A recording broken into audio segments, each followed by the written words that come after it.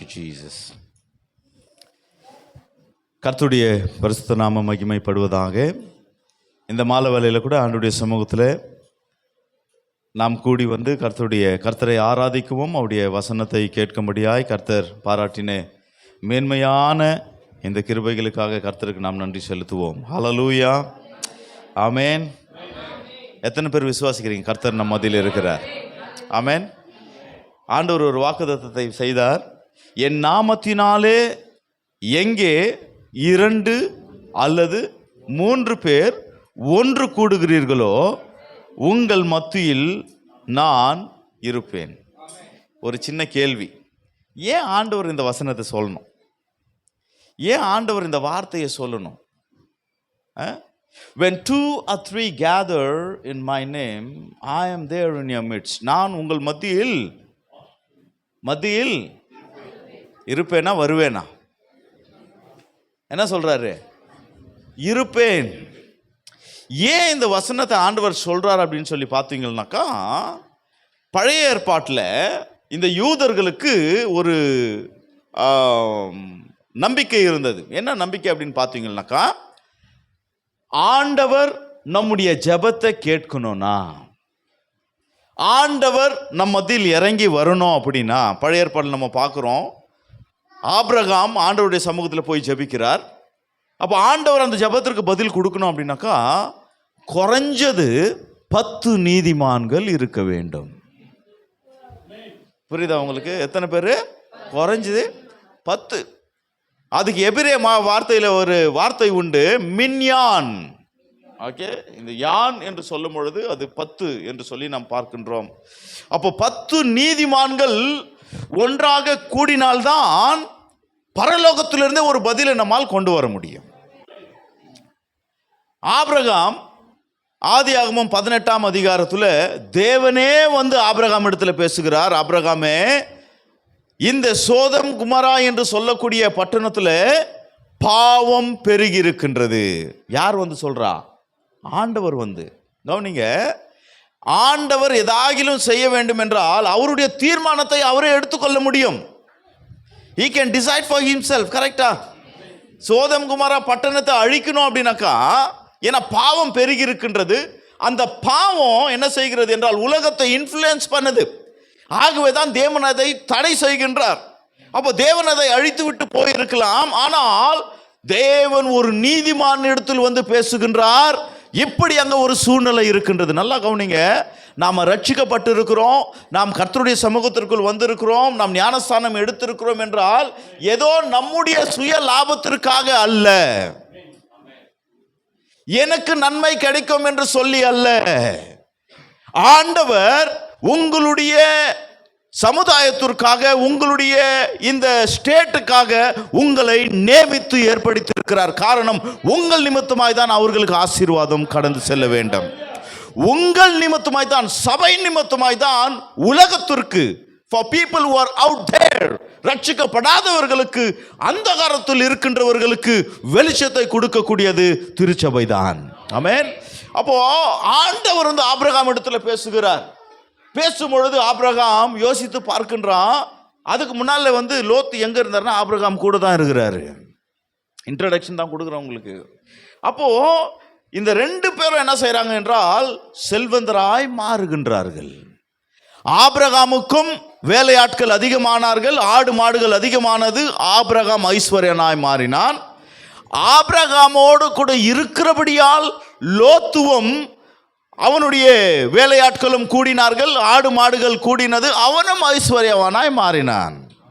நல்லா கவனிங்க, ஆபிரகாமோடு கூட இருந்தாலே அந்த ஆசீர்வாதம் தானாக லோத்துவுக்கு வரும். நீங்க யாரோடு கூட இருக்கிறீங்களோ அந்த அனாயிண்டிங் உங்களை கேட்ச் பண்ணும். யாரோடு கூட இருக்கிறீங்களோ அந்த தரிசனம் உங்களை ஆட்கொள்ளும். யாரோடு கூட இருக்கிறீர்களோ அவர்கள் மேல் இருக்கின்ற அபிஷேகமானது உங்களுக்குள்ள வரும். நான் எப்பவுமே போற இடத்துலலாம் சொல்லுகின்ற ஒரு காரியம், சர்ச் என்று சொல்லும் பொழுது ஏதோ நாங்கள் வந்தோம், எங்களுடைய குடும்பம் விடுவிக்கப்பட்டது, கர்த்தர் நாங்கள் வெறுமையாய் வந்தோம், இப்போ ஆசீர்வதித்து இருக்கிறார், 2 காடி இருக்கின்றது, நல்ல வீடை கொடுத்திருக்கிறார், பிள்ளைகள் எல்லாம் நல்லா படித்து செட்டில் ஆனாங்க. அப்படி அல்ல. சபை என்று சொல்லும் பொழுது உலகம் சபையை குறித்து பேச வேண்டும். இதோ உலகத்தை கலக்கிறவர்கள் இங்கேயும் வந்து விட்டார்களா என்று சொல்லி, அப்படியாக தேவனுடைய தாசனோடு கூட இருந்த லோத்து தேவனுடைய நன்மைகளை பெறுகின்றான், கேட்காமலே பெறுகிறான். ஹல்லேலூயா, ஹல்லேலூயா. இந்த தரிசனத்தை மாத்திரம் நீங்க பிடிச்சிட்டீங்களா அப்படின்னாக்கா, நீங்கள் கேட்காமலே கர்த்தர் உங்களுடைய தேவைகளை சந்திப்பார். ஆகவேதான் ஆண்டவராகிய இயேசு சொன்னால், முதலாவது தேவனுடைய ராஜ்யத்தையும் அவருடைய நீதியையும் தேடுங்கள், அப்பொழுது எப்படி சொல்றார் பாருங்க, இவைகள் எல்லாம் கூட கொடுக்கப்படும். அதுக்கு முன்னால் ஒரு வார்த்தையை சொல்றாரு, நீங்கள் எண்ணத்தை உண்போம் என்று கவலைப்படாதீர்கள். என்ன உதாரணத்தை தரார் தெரியுமா? ஆகாயத்து பறவைகளை நோக்கி பாருங்கள், கவனித்து பாருங்கள். அந்த வசனம் பாரு எப்படி இருக்கு, பாருங்கள் அல்ல, கவனியுங்கள், அப்சர்வ். நம்ம பறவையை பார்க்கும்போது சில நேரத்தில் இந்த ஜூக்கெல்லாம் போனாக்கா, இந்த பேர்ட் சாங்சுவரி இருக்கும் பாருங்க, அதை பார்க்கும்பொழுது எங்கள் ஊரில் வந்தீங்கன்னாக்கா ஒரு ஜூவோட சேர்த்து இதெல்லாம் வச்சிருவோம். ஒரு பக்கம் பார்த்தா பறவைகள், இன்னொரு பக்கம் பார்த்தா ராப்டைல்ஸு, இன்னொரு பக்கம் பார்த்தாக்கா பெரிய பெரிய மிருகங்கள். ஓகே, நம்மை விட பெரிய மிருகங்கள். சரி, அதுக்கு முன்னால் நம்ம ஒன்றும் இல்லை. சில நேரத்தை மிருகத்தை விட நாம் கொஞ்சம் ரொம்ப ஸ்ட்ராங்காக இருப்போம் இல்லையா? அதை கவனியுங்கள், அப்சர்வ், அதுடைய செயல்களை. இது ஆண்டவர் எனக்கு கற்றுக் கொடுத்தார். எந்த இடத்துக்கு நான் ட்ராவல் பண்ணாலும் அங்கே இருக்கின்ற ஒவ்வொரு காரியங்களையும் அப்சர்வ் பண்ணுவேன். ஒருவேளை ஏர்போர்ட்டில் இருந்தாலும், ரயில்வே ஸ்டேஷனில் இருந்தாலும், ஜனங்கள் ஒவ்வொருடைய ஸ்டைல் மாறும், அவங்க நடை மாறும், அவங்களுடைய செயல்கள். அப்படி அப்சர்வ் பண்ணும்போது சிலர் பார்த்தீங்கன்னாக்கா ரொம்ப ஒரு டென்ஷனாகவே போயிட்டு இருப்பாங்க. ஆண்டவர் உணர்த்துவார், அவங்களுக்குள்ள ஏதோ ஒரு பிரச்சனை இருக்கிறது. அந்த இடத்துல இருந்து ஜெபிக்கும் பொழுதே கர்த்தர் ஒரு விடுதலையை கொடுப்பார். ஆமென். ஸோ ஆகவே we need to observe. அதை கவனித்து பார்க்கும் பொழுது ஒரு விஷயம் நாம் அறிந்து கொள்ள வேண்டும். இந்த பறவை இவ்வளோ சந்தோஷமா இருக்கின்றது, இந்த பறவை தவறாமல் அதுக்கு உணவு கிடைக்கின்றது, இதை போஷிக்கிறவர் யார்? ஜோஹூரில் பெரிய பெரிய ஆஸ்பத்திரி இருக்கா, மல்டி ஸ்பெஷாலிட்டி ஹாஸ்பிட்டல்ஸ். அந்த ஹாஸ்பிட்டல் உள்ளே போனாக்கா எவ்வளோ பணம் வாங்குறாங்க? எவ்வளோ சொல்லுங்களேன். உள்ளே போயிட்டு வந்தா $1000. நீங்கள் டாலர்ஸ்ன்னு சொல்லுவீங்களா? 1000 வெள்ளியா? உள்ளே போயிட்டு வெளியே வந்தா 1000 வெள்ளி. அந்த ஹாஸ்பிட்டல் எல்லாம் காலியாக கிடக்கா? ஃபுல்லாக தான் இருக்கு. அப்படின்னா 1000 வெள்ளிக்கும் மேலே கட்டக்கூடிய ஆட்கள் ஜோகூரில் இருக்கின்றார்கள். என் கேள்வி என்னன்னா, இருக்கிறாங்க, பீப்புள் ஆர் தேர் இல்லையா? பணம் இருக்கு, சம்பாதிக்கிறாங்க, பிஸ்னஸ் பண்ணுறாங்க, கஷ்டப்பட்டு உழைக்கிறாங்க, கொண்டு போய் கட்டுறாங்க, ஆட்கள் இருக்கு. என்னுடைய கேள்வி, my simplest question is, how many times you have paid that more than 1000 ringgits? எத்தனை தடவை அங்கே கட்டியிருக்கீங்க? எத்தனை தடவை அப்சர்வ் பண்ணி பார்த்தீங்களா? ஏங்க அந்த பக்கம் போகாத மாதிரி ஆண்டவர் காத்தாரு? அந்த சுகம் எங்க இருந்து வந்தது? அந்த பாதுகாப்பு எங்க இருந்து வந்தது? ஹல்லேலூயா! அழைத்தவர் உண்மையுள்ளவராயிருக்கிறார். ஆமென். நான் என்னுடைய வார்த்தையை அனுப்பி உனக்கு சுகமாக்குவேன் என்று வாக்கு பண்ணின தேவன், அவருடைய வாக்குத்தத்தத்தில் அவர் உண்மையுள்ளவராயிருக்கிறார். சில நேரத்தில் நம்ம ஆட்களுக்கு எப்படின்னாக்கா, வசனம் என்ன சொல்லுதோ அதை நம்ம என்ன சொல்கிறது, ஒரு பெரிய ஒரு ட்ராமா பண்ணி அதை விவரித்து அவங்களுக்கு புரிய வைக்கணும். அப்படி கிடையாது. ஒவ்வொரு நாளும் கர்த்தருடைய சமூகத்தில் நீங்கள் வசனத்தை கேட்கும் பொழுது, அந்த வசனமானது உங்களுக்குள்ளே கடந்து வரும் பொழுது, உங்களை அறியாமலே உங்களுக்குள்ளே ஒரு புது பலன் உண்டாகும், சுகம் உண்டாகும். ஏன்னா வசனத்திற்குள்ளே அந்த ஆற்றல் இருக்கின்றது. நான் 16 வயசில் ரட்சிக்கப்பட்டேன். 2 வருஷம்தான். 18 வயசு வர்றதுக்குள்ளே ஆண்டவர் முழு நேரம் ஊழியத்திற்காக அழைத்தார். அன்றையிலேருந்து இது வரைக்கும் 28 வருஷம் ஆண்டவருடைய ஊழியத்தை பல இடங்களிலே செய்து வர முடியாத கர்த்தர் கிருபை தந்தார். ஆண்டவர் எங்களுடைய ஃபேமிலியிலேருந்து அழைத்தார். எனக்கு தெரிஞ்சு நான் பைபிள் காலேஜ் முடித்து ஒரு பைபிள் காலேஜில் டீச்சராக ஒரு சின்ன வேலை கிடச்சிது. அப்போது பார்த்தீங்கன்னாக்கா எங்களுடைய பணத்திற்கு 2500 ரூபாய் அப்படின்னா அவங்களுக்கு ஒரு 100 வெள்ளியா 100 ஒரு 120 ரிங்கெட், அதுதான் என்னுடைய சம்பளம். சரியா? கல்யாணம் அப்படின் போது ஒரு பயங்கரமான ஒரு பயம். ஆண்டவரே லைஃபு இதெல்லாம் யார் சந்திப்பாங்க, எப்படி? ஃபஸ்ட்டு என்னுடைய மனசில் என்ன இருந்துச்சு அப்படின்னு பார்த்தீங்கன்னாக்கா, நான் வந்து செட்டில் ஆகணும். ஆமாம், ஊழியத்தில் செட்டில்மெண்ட்டுன்னு ஒன்றது இல்லை பாருங்கள். ஏமேன், அதை ஆண்டவர் கற்றுக் கொடுத்தாரு. ஆண்டவரே தனியாக இருந்தால் பரவாயில்ல, எங்கே போனாலும் எங்கன்னா இருந்துடலாம் இல்லையா? ஏதோ ஒரு ஓரத்தில் நம்ம ஒட்டிக்கலாம், ஏதோ ஒன்று சாப்பிட்லாம், ஆனால் ஃபெய்த்தில் நல்லா நம்ம வாழலாம், சந்தோஷமாக ஊழியம் செய்யறேன்னு. குடும்பம்னு வந்துச்சுன்னா ஒரு ரெஸ்பான்சிபிலிட்டி வரும் பாருங்க. ஆமேன். ஏற்ற நேரம் வரும்போது கர்த்தர் சொன்னார், உன்னை நடத்துகிறது நீயா இல்லை நானா? ஆமேன். ஒருவனா இருக்கும் பொழுது நடத்தின ஆண்டவர் திருமணம் 2 பேராக நடத்தினார். முதல் குழந்தை பிறந்த உடனே 3 பேராக நடத்தினார். 2வது குழந்தைக்கு அப்புறம் 4 பேராக நடத்தினார். இது வரைக்கும் கர்த்தர் அற்புதமாய் நடத்தி கொண்டு இருக்கிறார். ஹல்லேலூயா. நம்முடைய சோர்ஸ் எங்க இருக்குனாக்கா கர்த்தர் இடத்தில் இருக்கின்றது. அப்சர்வ். போன மாதம் துபாயில் இருக்கும்போது இந்த காரியத்தை நான் சொன்னேன். என்னுடைய வாழ்க்கையில் நான் பெற்ற பெரிய ஒரு ஆசீர்வாதம் என்னன்னு பார்த்தீங்கன்னாக்கா, ஹாஸ்பிட்டலில் அதிகமான பணத்தை நாங்கள் செலவு பண்ணதே கிடையாது. எங்கள் ஒய்ஃப் ஸ்டாஃப் நர்ஸாக இருந்தாங்க இல்லையா? எங்கள் 2 பிள்ளைகளும் பிறந்து பெரிய மல்டி ஸ்பெஷாலிட்டி ஹாஸ்பிட்டலில். அங்கே டெலிவரி ஆகணுன்னாவே 1 லட்ச ரூபாய் எங்கள் பணத்திற்கு. உங்களுக்கு கிட்டத்தட்ட ஒரு 5000 5000 இல்லையா? $5000 உங்களுக்கு இல்லையா? அப்போது இவங்க ஒர்க் பண்ணதுனால எவ்ரி திங் இஸ் ஃப்ரீ. அப்போ இன்சூரன்ஸ் காரணம் சொல்கிறான், இந்த டெலிவரி என்று சொல்லக்கூடியது இட் இஸ் நாட் அ டிசீஸ்ல, அது டிசீஸ் இல்லை, அது சந்தோஷமான விஷயம். அதனால் இன்சூரன்ஸ்னால கவர் பண்ண முடியாது. ஆனால் ஆண்டவர் அங்கங்கே தயவை வைத்திருப்பார். Hallelujah. I don't remember even I paid 1000 rupees Indian ருபீஸில் இல்லையா? அப்போது காட் இஸ் ஃபெய்த்ஃபுல். ஆண்டவர் உண்மை உள்ளவராக இருக்கின்றார். அதனால தான் ஆண்டவர் சொல்கிறார், அதை நீ கவனித்துப்பார். அநேக நேரத்தில் நம்ம பார்க்குறோம் ஆனால் கவனிப்பதில்லை. வசனத்தையும் பார்க்குறோம் ஆனால் உணர்வதில்லை. ஆமென். வசனத்தை சாதாரணமாக படிக்கிறதுக்கும் உண்டு, அதை உணர்ந்து கொள்வதற்கும் உண்டு. எண்ணத்தை உடுப்போம் என்று சொல்லி நீ கவலைப்படாத. ஃபர்ஸ்ட் ஆண்டவர் எடுத்ததே ஒன்று என்ன அப்படின்னாக்கா, கவலைப்படாதே. Do not worry about anything. By worrying you cannot add a single cubit.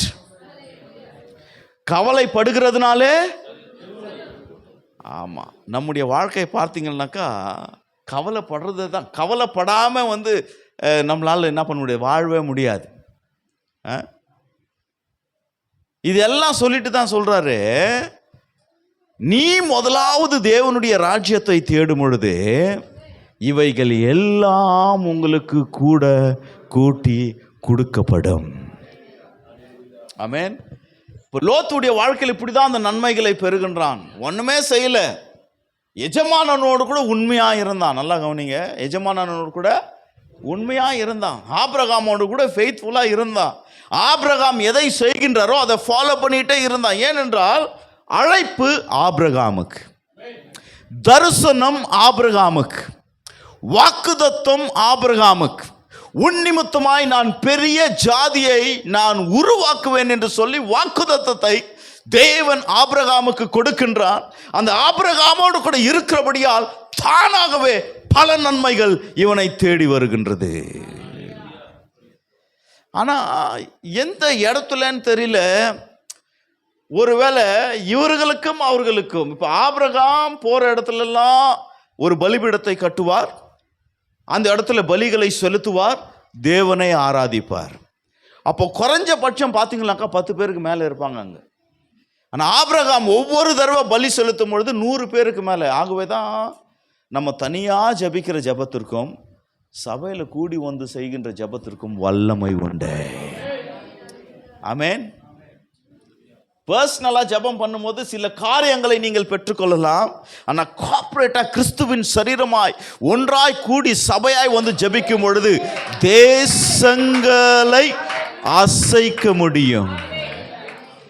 ரட்சிக்கப்பட்ட நாள்ல இருந்து நான் ஜெபிக்கவே இல்லை அப்படின்னு சொல்றவங்க யாருன்னா இருக்கீங்களா? யாருன்னா இருக்கிறோமா? நம்ம எப்போ ரட்சிக்கப்படுறோமோ ஜெபிக்க கற்றுக்குறோம். ஜெபிக்கணும், இது நம்முடைய வாழ்க்கையில் ஒரு பகுதி ஜெபம் என்று சொல்லி நமக்கு தெரியும் இல்லையா? நல்லா கவனிங்க. தனிப்பட்டு ஜெபித்து சில நேரத்தில் பார்த்தீங்கன்னாக்கா ஒரு சின்ன அசைவு கூட உண்டாயிருக்காது. பல காலமாக குடும்பத்தில் ரட்சிக்கப்படாதவங்களுக்காக ஜெபிச்சுன்னு இருப்போம், அப்படியே தான் இருக்கும் சிச்சுவேஷன். ஆனால் வேதத்தில் நாம் பார்க்கின்றோம், அவர்கள் ஒருமனப்பட்டவர்களாய், அப்போஸ்தலர் 2ஆம் அதிகாரம், ஒருமனப்பட்டவர்களாய் அனுதினமும் ஜெபத்தோடும் அற்பம் பிட்கிறதிலையும் ஐக்கியத்திலையும் அவர்கள் ஒன்றாய் இருந்தபடியால் வேதம் சொல்லுகின்றது அந்த இடம் அசைக்கப்பட்டது. ரட்சிக்கப்படுகிறவர்களை கர்த்தர் அனுதினமும். I was very much impressed. காலையில் பாஸ்டர் சொல்லும் பொழுதும் பல இடத்துல நாங்கள் வந்து அவுட்ரீச் வச்சுருக்கிறோம், போயிருக்கிறோம். 3 நாளுக்கு முன்னால் பேசும்போது கூட சொன்னார், எங்கேயோ ஒரு இடத்துல வெளியே போயிட்டு வர்றதுக்கு லேட் ஆகும் பாஸ்டர், முடிஞ்சிச்சுன்னா உங்களை மீட் பண்ணுறோம். நாங்கள் சொன்னால் கவலையப்படாதீங்க, சர்ச் டைமிங்க்கு நாங்கள் வந்துடுவோம். அந்த கமிட்மெண்ட்டில் நாங்கள் உறுதியாக இருப்போம். ஓகே. புது இடத்துக்கு போனாலும் அது கர்த்தர் கொடுத்த கிருபை. புது இடத்துக்கு போனாலும் எந்த இடத்துக்கு போகணுமோ அந்த இடத்துக்கு கரெக்டாக ஆண்டவர் கொண்டு போயிடுவார். மிஸ் ஆகுனதே கிடையாது. ஆமென். அவருடைய சமூகத்தில் நாம் இருக்கும் பொழுது நாம் மிஸ் ஆக மாட்டோம், தொலைந்து போக மாட்டோம். தொலைந்ததை தேடுகிற ஆண்டவர் நம்மோடு கூட இருக்கிறார். ஹல்லேலூயா. பாருங்க, இத்தனை நன்மையும் பெற்று இந்த 2 பேருக்குள்ள என்ன ஆச்சுன்னு தெரியல. ஆபிரகாமுடைய வேலைக்காரர்களுக்கும் லோத்துடைய வேலைக்காரர்களுக்கும் ஒரு வாக்குவாதம் உண்டானது. இந்த வாக்குவாதம் உண்டாவதுனால லோத்தம் என்ன செய்யவில்லை என்றால் அதை ஒப்புரப்படுத்த அவன் முயற்சி எடுக்கவில்லை. ஆபிரகாம் சொல்றாரு, லோத்துவே நீ என்ன பண்ணு, நீ தனியா, உனக்கும் ஒரு பெரிய ஒரு ஜாதி உருவாயிடுச்சு, ஆட்கள் இருக்கின்றார்கள், நீ என்ன பண்ணு, போயிட்டு நீ தனியாயிரு, நாம் ஒரே ரத்தம் ஒரே சரீரம், நமக்குள்ளே எதுக்குப்பா பிரச்சனை அப்படின்னு சொல்லி இந்த டிவைட் ஆகுறாங்க பாருங்க. நல்லா கவனிங்க. எப்போ லோத்து ஆபிரகாமை விட்டு பிரிந்து போகின்றானோ அப்பவே அவனுடைய வாழ்க்கையில் சரிவுகள் ஏற்பட்டது. ஏன் அப்படின்னு கேட்டீங்கன்னாக்கா, ஆபிரகாமு மேலே இருந்த ஒரு மூடுதல். இது தெரியுமா? It's very serious. எங்கள் பாஸ்டர் அடிக்கடி சொல்லுவார், 28 இயர்ஸ் ஊழியத்தில் இருக்கேன், இவாஞ்சலிஸ்டா 18 வயசில் ஆரம்பித்த பயணம், பல இடங்கள், பல மேடைகள், ஆயிரக்கணக்கான ஜனங்கள் மத்தியில், பல கன்வென்ஷன்ஸ், பல செமினார்ஸ், இது எல்லாம் பேசினாலும் எனக்கு மேலே கவரிங் இருக்கின்றது. Even today I am under some covering. எங்கள் சர்ச்சில் இருக்கிற என்னுடைய பாஸ்டருடைய கவரிங்கில் நம்ம இருக்கிறோம். போகிற இடம் அவருக்கு தெரியும், ஜெபம் பண்ணுற இடம் அவர் ஒரு சண்டே வரலன்னு அவருக்கு தெரியும். நீ எப்போ ஃப்ரீயாக இருக்கிற ஊழியல்னா சர்ச்சில் இருப்பா அப்படின்னு சொல்லுவார். அந்த கவரிங், ரெஸ்பான்சிபிலிட்டி, அந்த மூடுதல் நம்மை விட்டு விலகுச்சு அப்படின்னாக்கா பிசாசுக்கு எடுத்த கை. அப்போதான் இந்த 2 பேர் பிரிக்கின்றார்கள். இவனும் போறான். இப்போ அவன் போற இடத்துல பார்க்கும்போது பாவம் பெருகின்றது. கர்த்தருடைய பிள்ளைகள் எங்கே போறாங்களோ அங்க பாவம் அதிகரிக்க கூடாது, அங்க தேவனுடைய நீதி அதிகரிக்கணும். சில நேரத்தில் பெற்றவங்க சொல்லுவாங்க, என் பையன் ரொம்ப நல்ல பையன், ஆனால் அவனோடு கூட சேர்ந்து தான் இவன் என்ன பண்ணான், கெட்டு போனான். என்னுடைய கேள்வி முதல் தான், அம்மா ரொம்ப சந்தோஷம், கெட்டவன் கூட சேர்ந்தா நல்லவன் கெட்டுறான் அப்படின்னு சொல்றீங்க, நல்லவன் கூட சேர்ந்த அந்த கெட்டவன் ஏங்க நல்லவனா மாறல இல்லையா? பேச்சு கேட்கறது இல்லை, கவரிங்கில் இருக்கிறது இல்லை, கீழ்படுறது இல்லை. ஊழியத்தில் கூட நிறையா பேர் எனக்கு நான் தான் ராஜான்னு ஆடினவர்களெல்லாம் இன்னைக்கு திண்டாடி கொண்டு இருக்கிறார்கள். ஆகவே ஆடினால் திண்டாட வேண்டிய சூழ்நிலை வரும் இல்லையா? அப்போ ஆண்டவர் சொல்றாரு பாருங்களேன், அவன் தான் பிரிஞ்சு போயிட்டான், அவனால ஒரு நன்மையும் உண்டாகல, தேவனுடைய ராஜ்யத்திற்கு எந்த ஒரு நன்மையும் உண்டாகல. தேவன் ஆபிரகாம் இடத்தில் பேசுகிறார். நீங்க அந்த பகுதி 18ஆம் அதிகாரம் நீங்க வாசித்தீங்கன்னாக்கா 3 தூதர்கள் ஆபிரகாமை பார்க்கும்படியாய் வருகின்றார். அல்ல கர்த்தர் ஒருத்தர் வரும்பொழுது 2 பேர் என்ன செய்கின்றார்கள், அந்த பட்டணத்திற்கு புறப்பட்டு போய் அதை அழிக்கும்படியாய் போகின்றார்கள். அவங்க ஒரு மிஷன்ல தான் வந்திருக்கிறாங்க. இன்னொரு விஷயம் சொல்லட்டுமா, இந்த உலகத்துல என்ன ஒரு அழிவு வந்தாலும், என்ன நியாய தீர்ப்பு வந்தாலும், அந்த நியாய தீர்ப்பை செய்யும்படியாய் தூதர்களே கடந்து சென்றாலும் கர்த்தர் நீதிமான்களுக்கு முன்பதாக நிற்பார். எசேக்கியேல் 22ஆம் அதிகாரத்தில் ஆண்டவர் சொல்லுகின்றார், இந்த தேசத்தை நான் அழிக்காதபடிக்கு அதன் சுவரை அடைக்கவும் திறப்பில் நிற்கவும் ஒருவனை நான் தேடினேன், ஆனால் ஒருவனும் காணேன். அப்போ இன்றைக்கு நம்மளை ஏன் ஆண்டவர் வச்சிருக்கிறாரு, நம்மளை ஏன் ரட்சிக்கப்பட வச்சிருக்கிறார், நம்மளை ஏன் ஆலயத்தில் வைத்திருக்கிறார், ஏன் நமக்கு சுகத்தை கொடுத்திருக்கிறார், ஏன் ஆண்டவர் 3 வேளை நல்லா சாப்பிடக்கூடிய ஒரு நிலையை கொடுத்து நம்மளை போஷித்து கொண்டு இருக்கிறார் அப்படின்னு சொல்லி பார்த்தீங்கன்னாக்கா, ஆண்டவருக்கு நீங்களும் நானும் தேவை. ஆமென். God can do everything, but God will not do everything.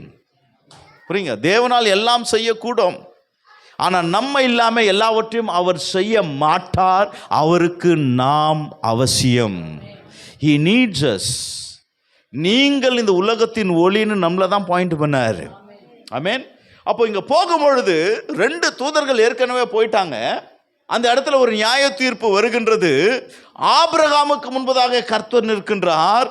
கர்த்தர் ஆபிரகாம் கிட்ட சொல்லுகின்றார், அந்த இடத்துல பாவம் பெருகி இருக்கிறபடியால் அந்த பட்டணத்தை நான் அழிக்கிறேன். ஏன் அப்படின்னு கேட்டீங்கன்னாக்கா, இந்த நீதியும் அநீதியும் ஆண்டவர் சரி கட்டுவார் எப்பவுமே. ஓகே, எந்த இடத்துலையும் இந்த அநீதி நீதியை மேற்கொள்ளும்படியா கர்த்தர் அனுமதிக்கவே மாட்டார். நோவாவின் காலத்திலையும் அதுதான் நடந்துச்சு.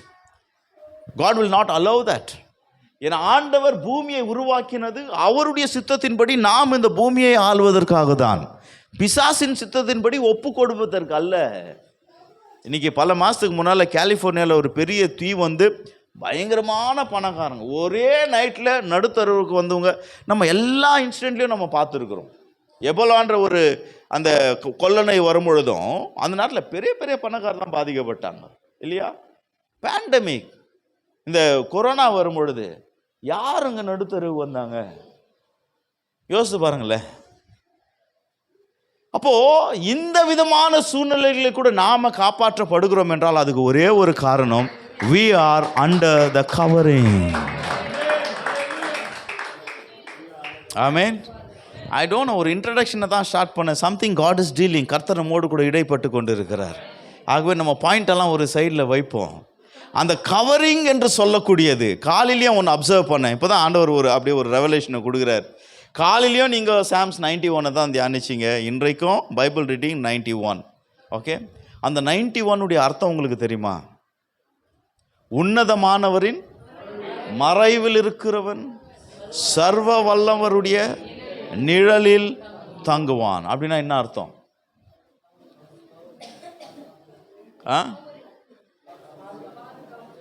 பாதுகாப்பு.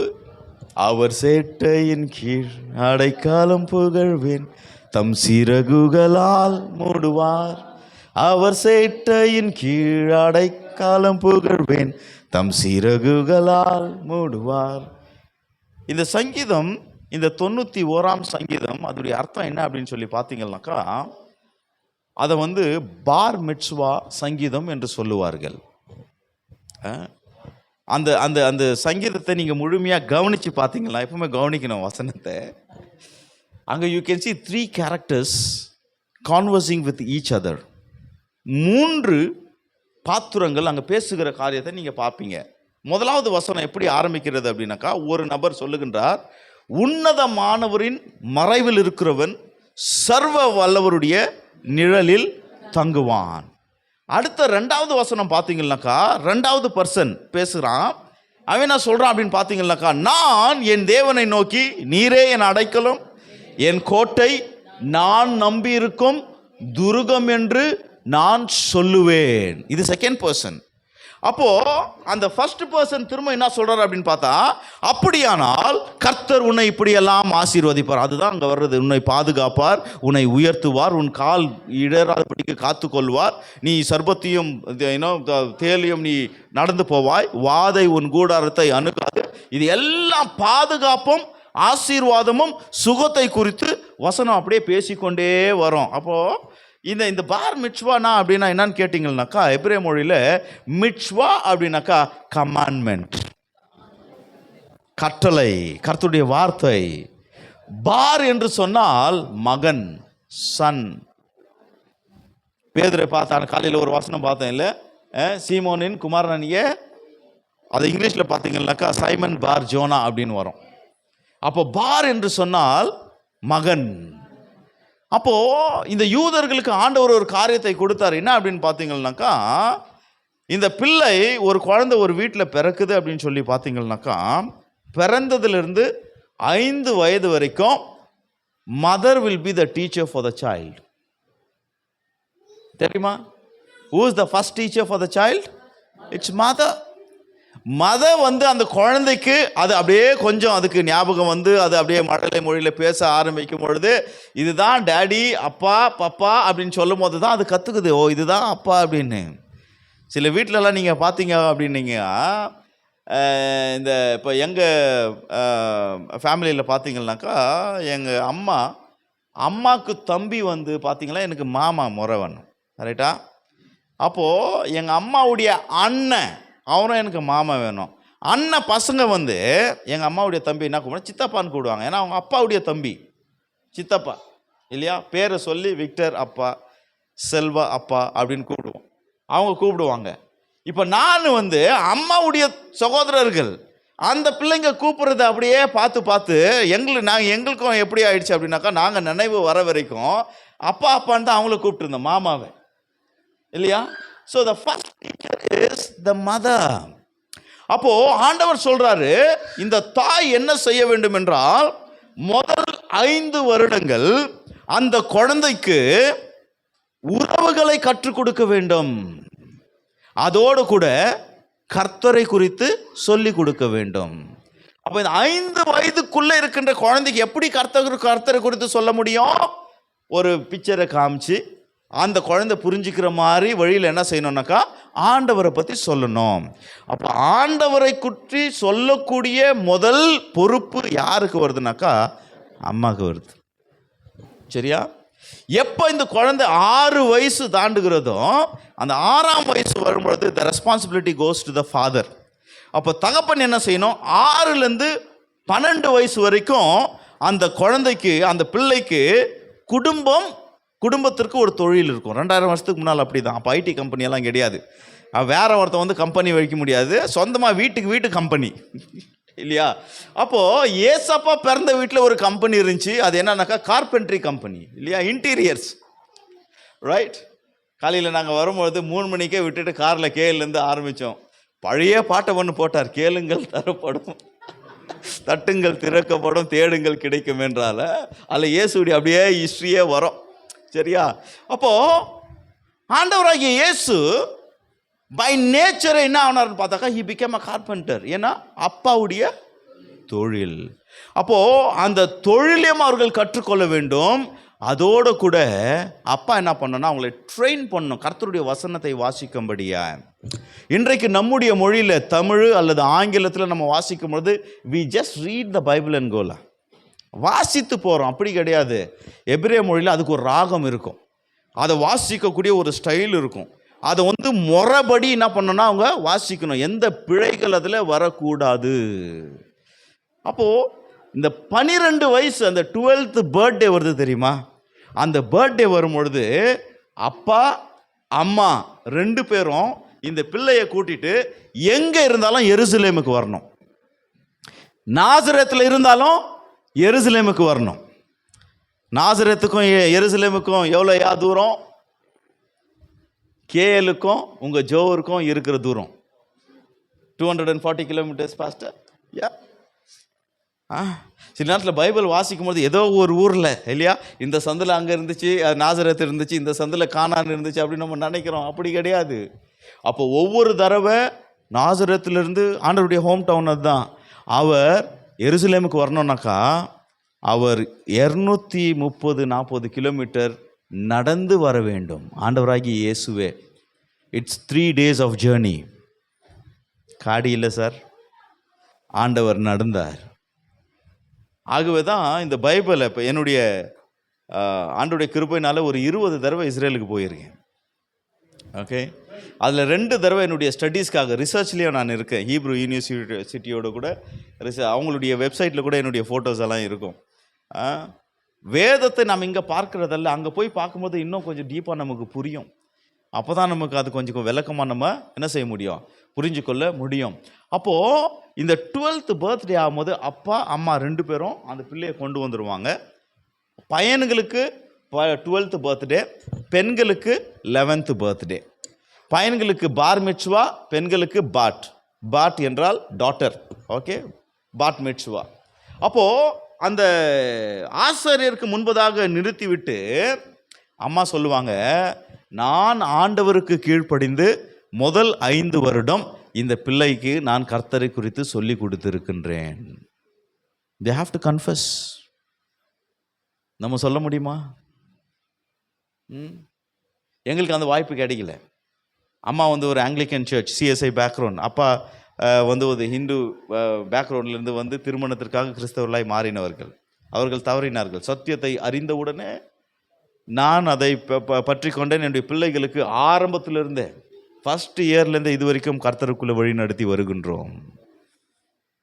என்னுடைய வாழ்க்கை வழி மாறி போனது கரெக்டாக பார்த்தீங்கன்னா 13 years. உங்கள் ஃபேமிலியில் நீங்கள் கவனிச்சிருப்பீங்க, மினிஸ்ட்ரிக்கு போகிறீங்க பாஸ்டர், நீங்கள் கவனிச்சிருப்பீங்க. எப்போ ஒரு பையன் வழி மாறி போகிறான், எப்போ இந்த உலகத்தின் வாழ்க்கையில் ஈடுபடுறான், எக்ஸாக்ட்லி 13 years. நான் ரட்சிக்கப்பட்ட பொழுது அப்போ தான் நான் உணர்ந்தேன். அப்போ மீட்டிங் போகும்போதெல்லாம் அப்பா அம்மா அழுது கண்ணீரோடு கூட சொல்லுவாங்க, என் பிள்ளை இப்படி இருக்கா, அவனுக்காக ஜாம் பண்ணுங்க. என்ன வயசுனாக்கா 13, 14, 15. ஏன்னு கேட்டிங்கன்னா 13 வயசு ஆகும்போது ஆண்டவர் சொல்கிறார், உன் பிள்ளையை கொண்டு என்னுடைய வார்த்தைக்கு ஒப்புக்கொடு. அதே 13 வயசு ஆகும்போது பிசாசானவன், இல்லை இந்த உலகத்துக்கு அவனை நான் ஒப்பு கொடுக்குறேன் என்று இழுத்து கொண்டு போகிறான். அதுக்கு தான் சொன்னேன், ஒரு கவரிங் இருக்கணும்.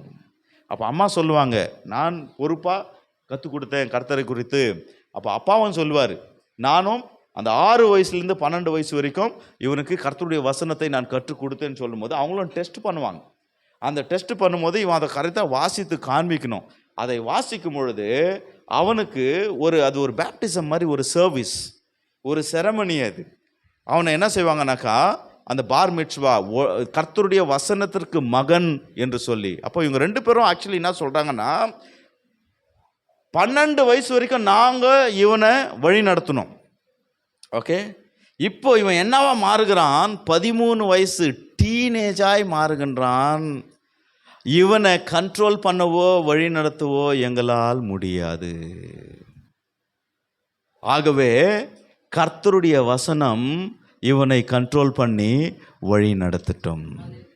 இன்னைக்கு சர்ச்சில் நாம் பெற்றிருக்கிற ஒரு பெரிய ஒரு பாக்கியம், ஒரு ஆசீர்வாதம் என்ன அப்படின்னாக்கா, நம்முடைய பிள்ளைகள் வழி தவறாமல் இருக்கிறதுக்கு ஒரே ஒரு காரணம் ஆண்டவருடைய வசனம். இந்த விஷயத்தை நான் கற்றுக்கிறதுக்கு முன்னாடி என் அம்மாவுடைய ஜபம் என்னை கொண்டு போய் ஆலயத்தில் போட்டதுனால தான் அந்த நேரத்தில் எப்போ ஒப்பு கொடுத்தனோ அப்போதுலேருந்து இது வரைக்கும் உறுதியாய் நிற்கின்றோம். ஹல்லேலூயா. ஆகவே தான் பிரசங்கி 12ஆம் அதிகாரத்தில் முதல் வசனத்தில் வாசிக்கின்ற, வாலிபனே உன் வாலிப பிராயத்தில் சிருஷ்டிக்கிற நினை. காலையில் சொன்னதை போல அதே தான் நம்ம மொழியில் ரிமெம்பர் அப்படின்னு ஆங்கிலத்தில் பார்த்தோம்னா, நெனே என்று சொல்லி தமிழில் பார்த்தோம்னாக்கா இட் இஸ் பாசிவ். நினச்சிக்கிறேன் சில நேரம் சொல்கிறேன், உன்னையே தான்மா நினச்சிட்டு இருக்கேன் அப்படின்னு. அப்பா நினைக்கிறது பெரிய விஷயம் இல்லை, நினைத்து என்ன செய்திருக்கிறாய் இல்லையா? சங்கீதம் 115:12 ஆண்டவர் சொல்கிறார், கர்த்தர் the Lord is mindful of us. கர்த்தர் நம்மை நினைத்திருக்கிறார். அப்போ அவர் வந்து நான் உன்னை நினச்சிட்டு இருக்கிறேன்னு சொல்லலை, அவர் நினைத்தபடியால் அவர் நம்மை பாதுகாக்கிறார், அவர் நம்மை ஆசீர்வதிக்கிறார், அவர் நம்மை உயர்த்துகிறார். ஆமென். ஸோ ஆகவே அந்த அந்த பாகத்தை நாம் பார்க்கும் பொழுது அந்த முதலாவது இந்த இந்த 91ஆம் சங்கீதம் பார்த்தீங்கன்னாக்கா தாவீதுக்கு அநேக பிள்ளைகள் உண்டு. அதில் விசேஷமாய் சாலமோனை தாவீது கர்த்தருக்குள்ள வழி நடத்துகிற ஒரு சங்கீதம் தான் அது. அப்போது அவர் சொல்கிறாரு, அப்பா உன்னதமானவருடைய மறைவில் நீ இருந்துட்டினா சர்வ வல்லவருடைய நிழலிலே நீ அடைக்கலும் புகழ்வாய். அப்போ மகன் சொல்கிறான், அப்பா இப்படி இருக்கிறதுனால உன்னுடைய வாழ்க்கையை நான் பார்த்துருக்கிறேன். சில நேரத்தில் நம்முடைய வாழ்க்கையே இப்போ ஸ்பிரிச்சுவலாக இருக்காது, நாமளே ஜெபம் பண்ண மாட்டோம். நம்ம பிள்ளைகளுக்கு சொல்லும் பொழுது அது நம்மளை பார்த்து என்ன பண்ணாது, அது கீழே படியாது. அப்போ சொல்கிறான், நீர் எப்படி கர்த்தருக்காக வாழ்ந்தீர், கர்த்தரோடு நடந்தீர் என்று நான் பார்த்துருக்கிறேன். ஆகவே நீர் சொல்லுகிற இந்த கடவுளை, இந்த தெய்வத்தை நான் நம்பியிருக்கும் துர்கம், என்னுடைய கேடகம், அவரே என் அடைக்கலம் என்று சொல்லி நான் சொல்லுவேன் அப்படின்னு சொல்லும் பொழுது தான் தாவீது அப்படியே 3ஆம் வசனத்திலிருந்து 13ஆம் வசனத்தை வரைக்கும் தாவீது சொல்கிறாரு, அப்படியானால் நீ இப்படியெல்லாம் பாதுகாக்கப்படுவாய். ஹல்லேலூயா. இந்த பார் மிட்ஸ்வாவை முதல் தடவை இஸ்ரேல் தேசத்திலே 2017 ஒரு எங்கள் கூட வந்த ஒரு ஃபேமிலி, நல்லா க்ளோஸ் ஃப்ரெண்ட், அந்த பையனுக்கு நான் செஞ்சேன். அதுக்கப்புறம் 2-3 சர்ச்சில் வந்து இந்தியாவிலே நாங்கள் செஞ்சுருக்கிறோம். கர்த்தருடைய வார்த்தைக்கு ஒப்பு கொடுக்கறத விட ஒரு பெரிய ஒரு நன்மை, ஒரு பாக்கியம் கிடையாது. ஆமென். அப்போ நல்லா கவனிங்க. இப்போ இதை சொல்லிக்கொண்டே வரும்பொழுது 2 பேர் பேசுகிறாங்க, அப்பா பேசுகிறாரு, மகன் பேசுகிறாரு. அதுக்கு இடையில் ஒரு சத்தம் வருகின்றது. 14ஆம் வசனத்தில் தாவீதும் பேசலை, சாலமோனும் பேசலை. இடையில் somebody is interfering. யாரோ ஒருவர் அந்த அந்த ஒரு பேச்சுக்குள்ள அவர் தம்முடைய தலையை நுழைக்கின்றார். அவர் சொல்லுகிறார், இவன் என் மேல் வாஞ்சியா இருக்கிறபடியால் நான் விடுவிப்பேன், என் நாமத்தை அறிந்திருக்கிறபடியால் இவனை நான் உயர்ந்த அடைக்கலத்தில் வைப்பேன். ஹல்லேலூயா. அப்போ இதை யார் பேசுறார் அப்படின்னா கர்த்தர் பேசுறார். அப்போ நம்முடைய பிள்ளைகளை கர்த்தரிடத்துல ஒப்பு கொடுக்க வேண்டியது நம்முடைய வேலை. அவர்களை பாதுகாப்பதும், அவர்களை உயர்த்துவதும், அவர்களை ஆசீர்வதிப்பதும் கர்த்தருடைய வேலையாக இருக்கின்றது. ஹல்லேலூயா. அந்த 14, 15, 16 இந்த 3 வசனத்தை வாசிங்கள பார்க்கலாம் வேதத்திலிருந்து. 14, 15 and 16.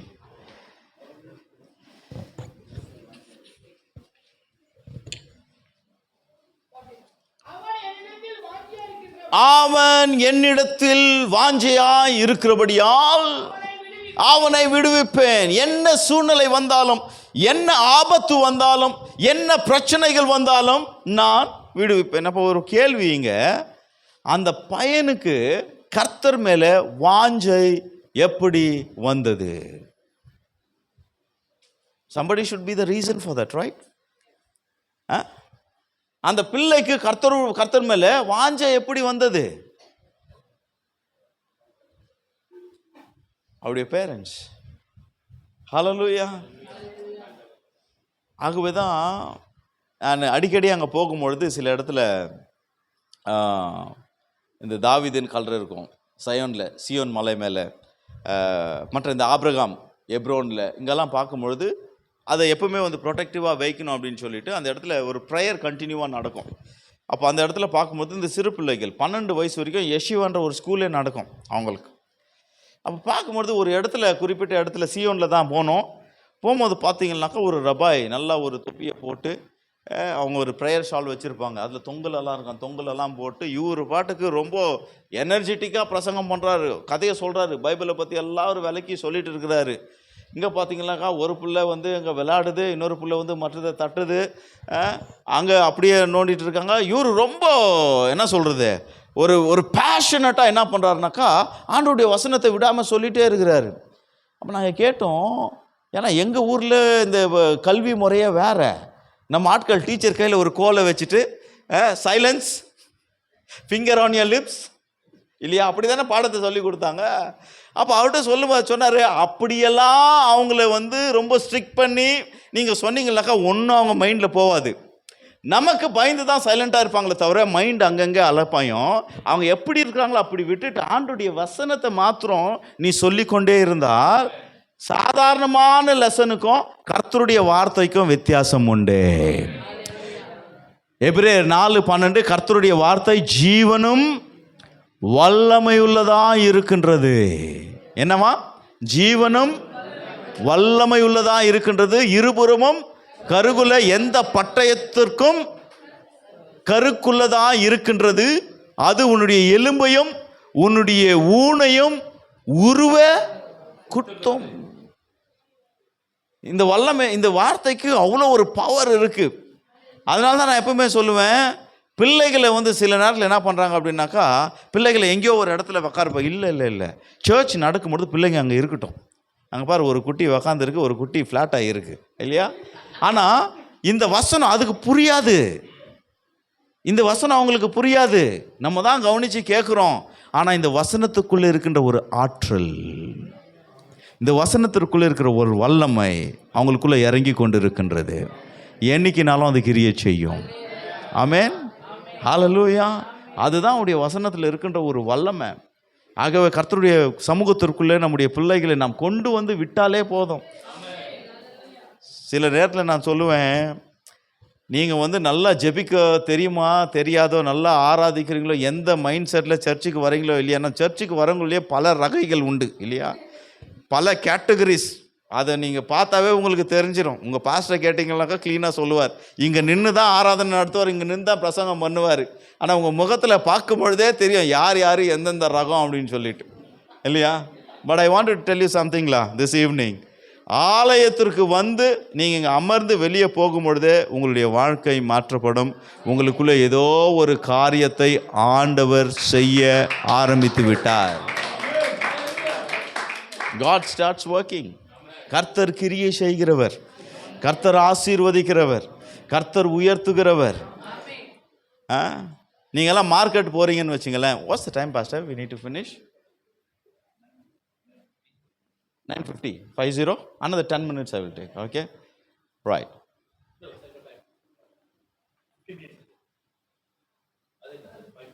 Okay right. ஒரு மார்க்கெட்டுக்கு நீங்கள் போகிறீங்கன்னு வச்சுங்களேன், தக்காளி வாங்குறீங்கன்னு வச்சுங்க, டெய்லி யூஸ் பண்ணக்கூடிய ஒரு பொருள். அது இல்லைனாக்கா நமக்கு சாம்பாரே கிடையாது, சம்பளே வைக்க முடியாது இல்லையா.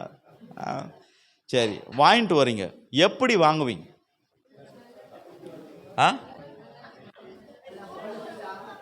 ஃப்ரெஷ்ஷாக செலக்ட் பண்ணி இல்லையா, அதை எடுத்து பணத்தை கொடுத்து வாங்கி அதை சும்மா எங்கன்னா ஒரு இடத்துல போட்டு வைப்பீங்களா?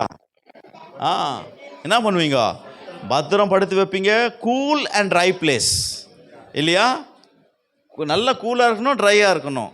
ரொம்ப சூடாக இருந்தாலும் அது கெட்டு போயிடும். இப்போல்லாம் பார்த்தீங்கன்னாக்கா நமக்கு ஃப்ரிட்ஜு அதெல்லாம் வந்துச்சு. அந்த ஃப்ரிட்ஜு உள்ளெல்லாம் வைக்க நம்ம ஆரம்பிச்சிட்டோம். விலை கொடுத்து வாங்கினபடியால் அதை பயன்படுத்துகிற வரைக்கும் நாம் விடுறதில்ல அது இல்லையா.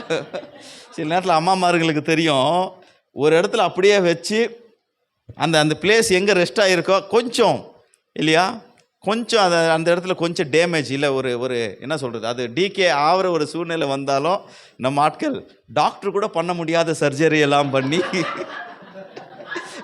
அதை க்ளீனாக வெட்டி எடுத்து அதை நம்மகிட்ட சொல்ல மாட்டாங்க இல்லையா. அது மாத்திரம் சீக்ரெட் ஆப்ரேஷன். அது ஆப்ரேஷன் தியேட்டரை விட அந்த ஓட்டியை விட நம்ம கிச்சன் பயங்கரமாக மாறிடும் இல்லையா.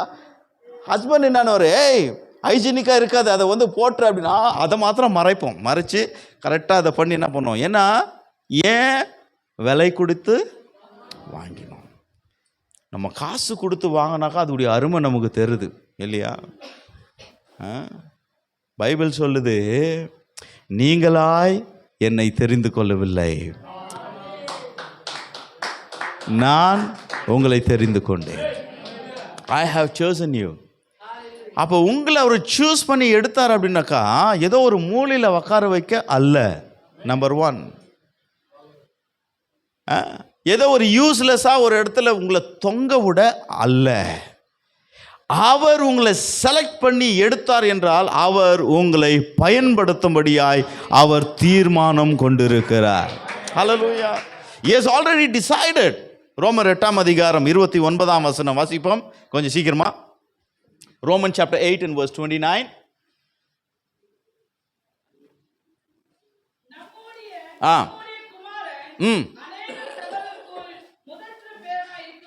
நல்ல கவனிங்க.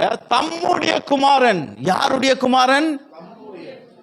தேவனுடைய குமாரன். நல்லா கவனிங்க. அநேக தடவை இந்த ரோமர் 8னாவே நம்முடைய கண்கள், நம்முடைய ஃபோக்கஸ் எங்கே போவோம் அப்படின்னா 28ஆம் அதிகாரம். கர்த்தரை நேசிக்கிறவர்களுக்கு சகலமும் நன்மைக்கு அது ஆறுதல் படுத்திக்கிறோம் நம்மள, இல்லையா? அதுக்கு அடுத்து நீங்க பார்த்தீங்கன்னாக்கா சொல்றாரு, தம்முடைய குமாரன், பிதாவாகிய தேவனுடைய குமாரனாகிய இயேசு கிறிஸ்து அநேக சகோதரருக்குள் முதற்று பேரா இருக்கும் பொருட்டு. நல்லா கவனிங்க. பைபிள் சொல்லுது, ஆண்டவராகிய இயேசு கிறிஸ்து பிதாவாகிய தேவனுடைய குமாரன், ஏக புத்திரன், பிதாவுடைய நேசகுமாரன், அநேகருக்கு முதற் பேரானவராய் இருக்கும் பொருட்டு அவர் என்ன செய்தாராம்? மற்றவர்களை எவைகளை முன்குறித்தாரோ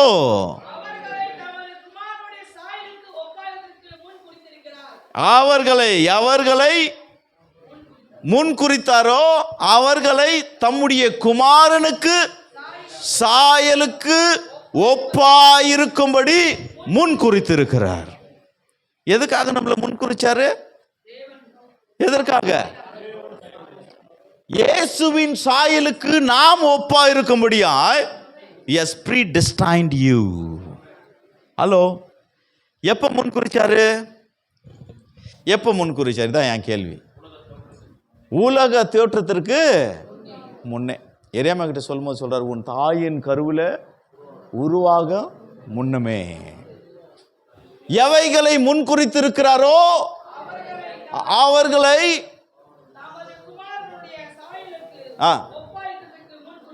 முன்குறித்திருக்கிறார்.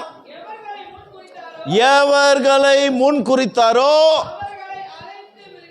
அவர்களை அழைத்தும் இருக்கிறார். இந்த கட்டத்திற்குள்ள தான் நம்ம வந்து இருக்கிறோம். இயேசுவின் சாயலாய் நாம் இருக்கும்படியாய் ஏற்கனவே தேவன் நம்மை முன்குறித்தார். அவர் முன்குறித்ததை நாமே அறியவில்லை. நாம நினைக்காத நேரத்தில் ஒரு கிறிஸ்துவ கூட்டத்தில், ஒரு கிறிஸ்துவ சர்ச்சில் நானும் ஒரு விசுவாசியா உட்காருவேன் அப்படின்னு சொல்லி நான் நினையாத பட்சத்தில், ஒருவேளை 3-4 ஜெனரேஷனா நீங்க கிறிஸ்டியனா இருந்திருக்கலாம். உங்க அப்பா ரட்சிக்கப்படுறதுக்கு முன்னால, உங்க தாத்தா ரட்சிக்கப்படுறதுக்கு முன்னாலேயே ஆண்டவர் உங்களை முன்குறித்து விட்டார். உங்களுக்கே தெரியாத பொழுது அவர் உங்களை முன்குறித்து இயேசுவின் சாயலா இருக்கும்படியாய் அவர்களை அழைத்திருக்கிறார். இந்த அழைப்பு வந்தது பாரு, அப்பதான் நமக்கு அறிவு வருது. ஓ, என்னையும் கர்த்தர் அழைத்திருக்கிறார். கர்த்தருக்கு ஸ்தோத்திரம். எங்கள் அப்பா வந்து ஒரு சென்ட்ரல் கவர்மெண்ட் கம்பெனியில் மேனேஜராக இருந்தார். அதனால் அடிப்படையான சில வசதிகள் உண்டு.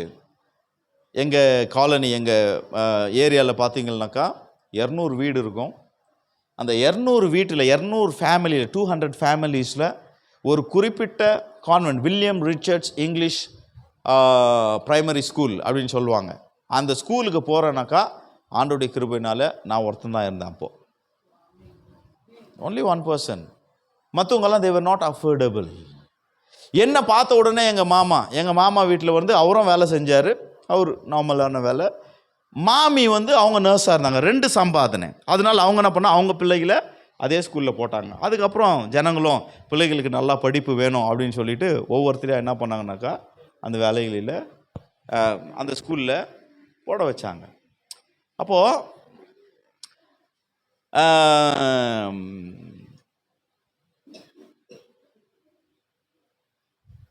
என்ன சொல்லிட்டு இருந்தேன் நான்? எவைகளை முன்குறித்தார் அவர்களை அழைத்திருக்கிறார். சரியா? அப்போது ஆண்டவர் எங்களுக்கு இந்த கிருபை கொடுக்கும் பொழுது எங்கள் ஸ்கூலில் இருக்கிற அந்த ஒரு ஸ்டாண்டர்டான இது நான் யோசித்து பாருங்களேன். I'm talking about 80s. சரியா? 80s ஒரு 50 rupees ஃபீஸ் கட்டணும் மாதம் அப்படின்னாக்கா பெரிய காசு அது. அப்போ எங்கள் ஸ்கூலில் அந்த சேரில் உக்காந்தவங்கெல்லாம் பார்த்தீங்கன்னாக்கா எங்களுக்கு கோ எஜுகேஷன். எங்கள் பக்கத்தில் உக்காரவங்க எல்லாம் வந்து டாக்டருடைய பையன், இன்ஜினியருடைய பையன், ஏன்னா இன்னும் இருக்கிறாங்க. இன்னும் எங்கன்னா பார்த்தா நாங்கள் பேசுகிறோம். ஓகே, நல்ல பணம் இருக்குது. இப்போ அந்த பசங்க வந்து டாக்டராக மாறி இருக்கிறாங்க, பெரிய பெரிய பொசிஷனில் இருக்கிறாங்க. ஆனால் இந்த சால்வேஷன் அப்படின்னு வரும்பொழுது அவர்களுக்கு அந்த பாக்கியம் இல்லை. ஆண்டவர் எனக்கு கொடுத்தார். பிகாஸ் ஹீ predestined, முன் குறித்தார், அழைத்தார். எப்போ நான் யோசித்துருக்குறோமா? நம்மலாம் ஆண்டவர்கிட்ட வரும்போது ஒரு கேள்வி கேட்போம், ஏன் எனக்கு மாத்திரம் இந்த பிரச்சனை? ஆங்கிலத்தில் ரொம்ப ஸ்டைலாக சொல்லுவாங்க, why me Lord, so many problem. நான் பைபிள் காலேஜில் வேலை செய்யும்போது ஒரு ரெஜிஸ்டர் இருந்தான் அந்த காலேஜில், first college when I joined.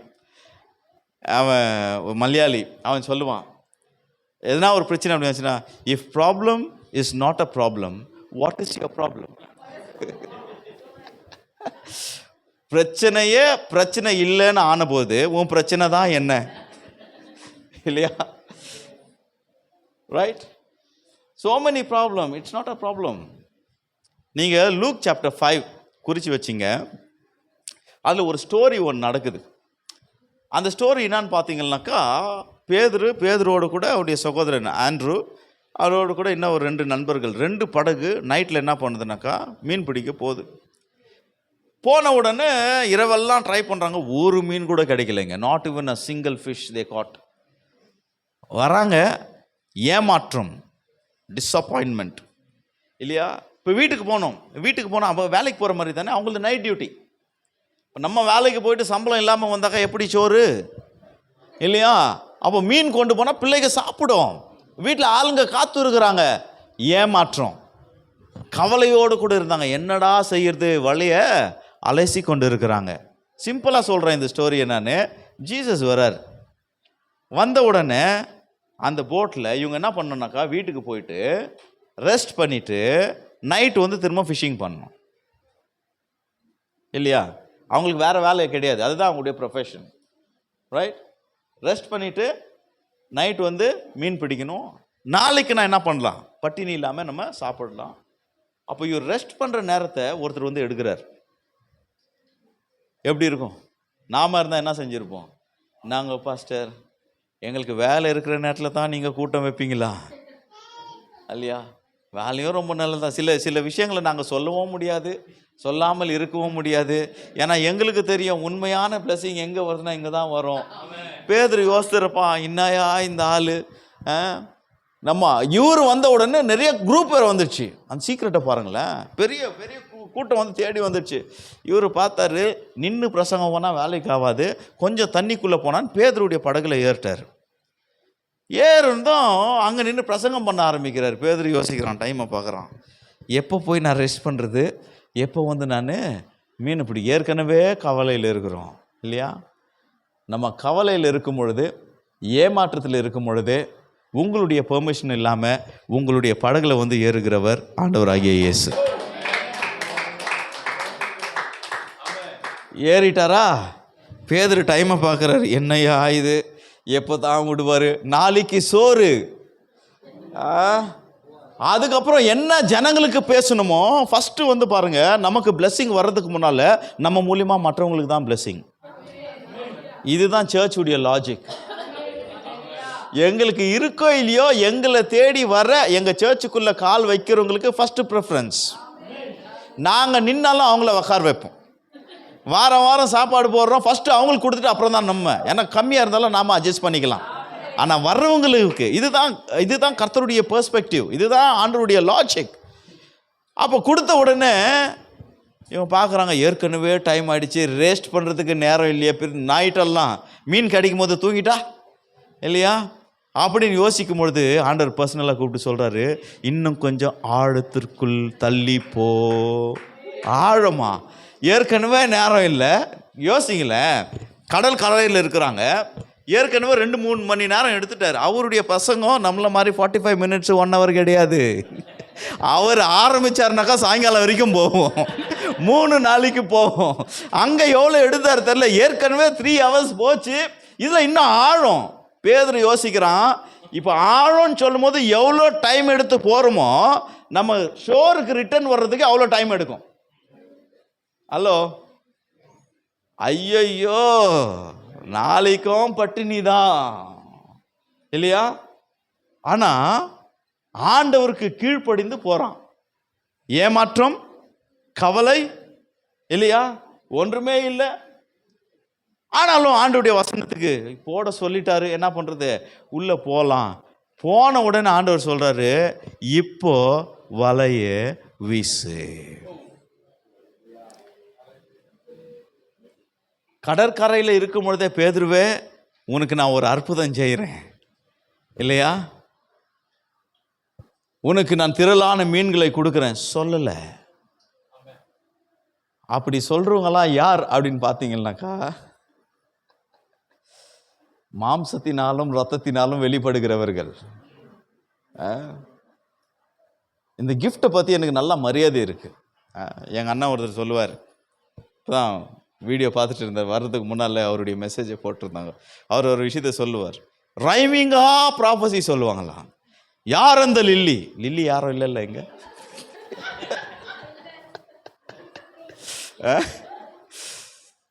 யார் அந்த லில்லி? உன் தலையில நீ வச்சிருக்கிற மல்லி, உங்க வீட்டு சவுத்துல ஓடுது ஒரு பல்லி, வெளியே மைதானத்தில் ஒருத்தன் அடிக்கிறான் கில்லி. இப்படி எல்லாம் சொல்லி ஒரு பிரயோஜனமும் இல்லை. ஆண்டவர் சொல்ல மாட்டாரு, ஆண்டவர் சொல்ல மாட்டாரு. But he is checking your patience. உங்களுடைய பொறுமையை அவர் அப்படியே ஒரு ரிசர்ச் பண்ணுறாரு, ஒரு பரீட்சை பார்க்குறாரு. உங்களுடைய கீழ்ப்படிதலை ஒரு பரீட்சை பார்க்குறாரு. ஏற்கனவே டைம் ஆகிடுச்சு, இன்னும் ஆழத்துக்கும் போயிட்டான் பாருங்களேன். ஆழத்துக்கு போகிற வரைக்கும் பேதுரு எதுவுமே சொல்லலை. ஆனால் என்ன சொல்கிறாருனாக்கா, இப்போ வலைய வீசு அப்படின்னு சொல்லும் போது, ஆண்டவரே நீரோ கார்பெண்டர், நாங்களோ மீனவர்கள், ரா முழுவதும் பிரயாசப்பட்டு ஒன்றும் அகப்படவில்லை. இந்த இடத்துல மீன் கிடைக்காதையா? ஏன்னா ஃபிஷர்மேனுக்கு தான் தெரியும், ராத்திரியில தான் மீன்கள் வரும். அந்த கடல் மேலே வெளிச்சம் இருக்கக்கூடாது.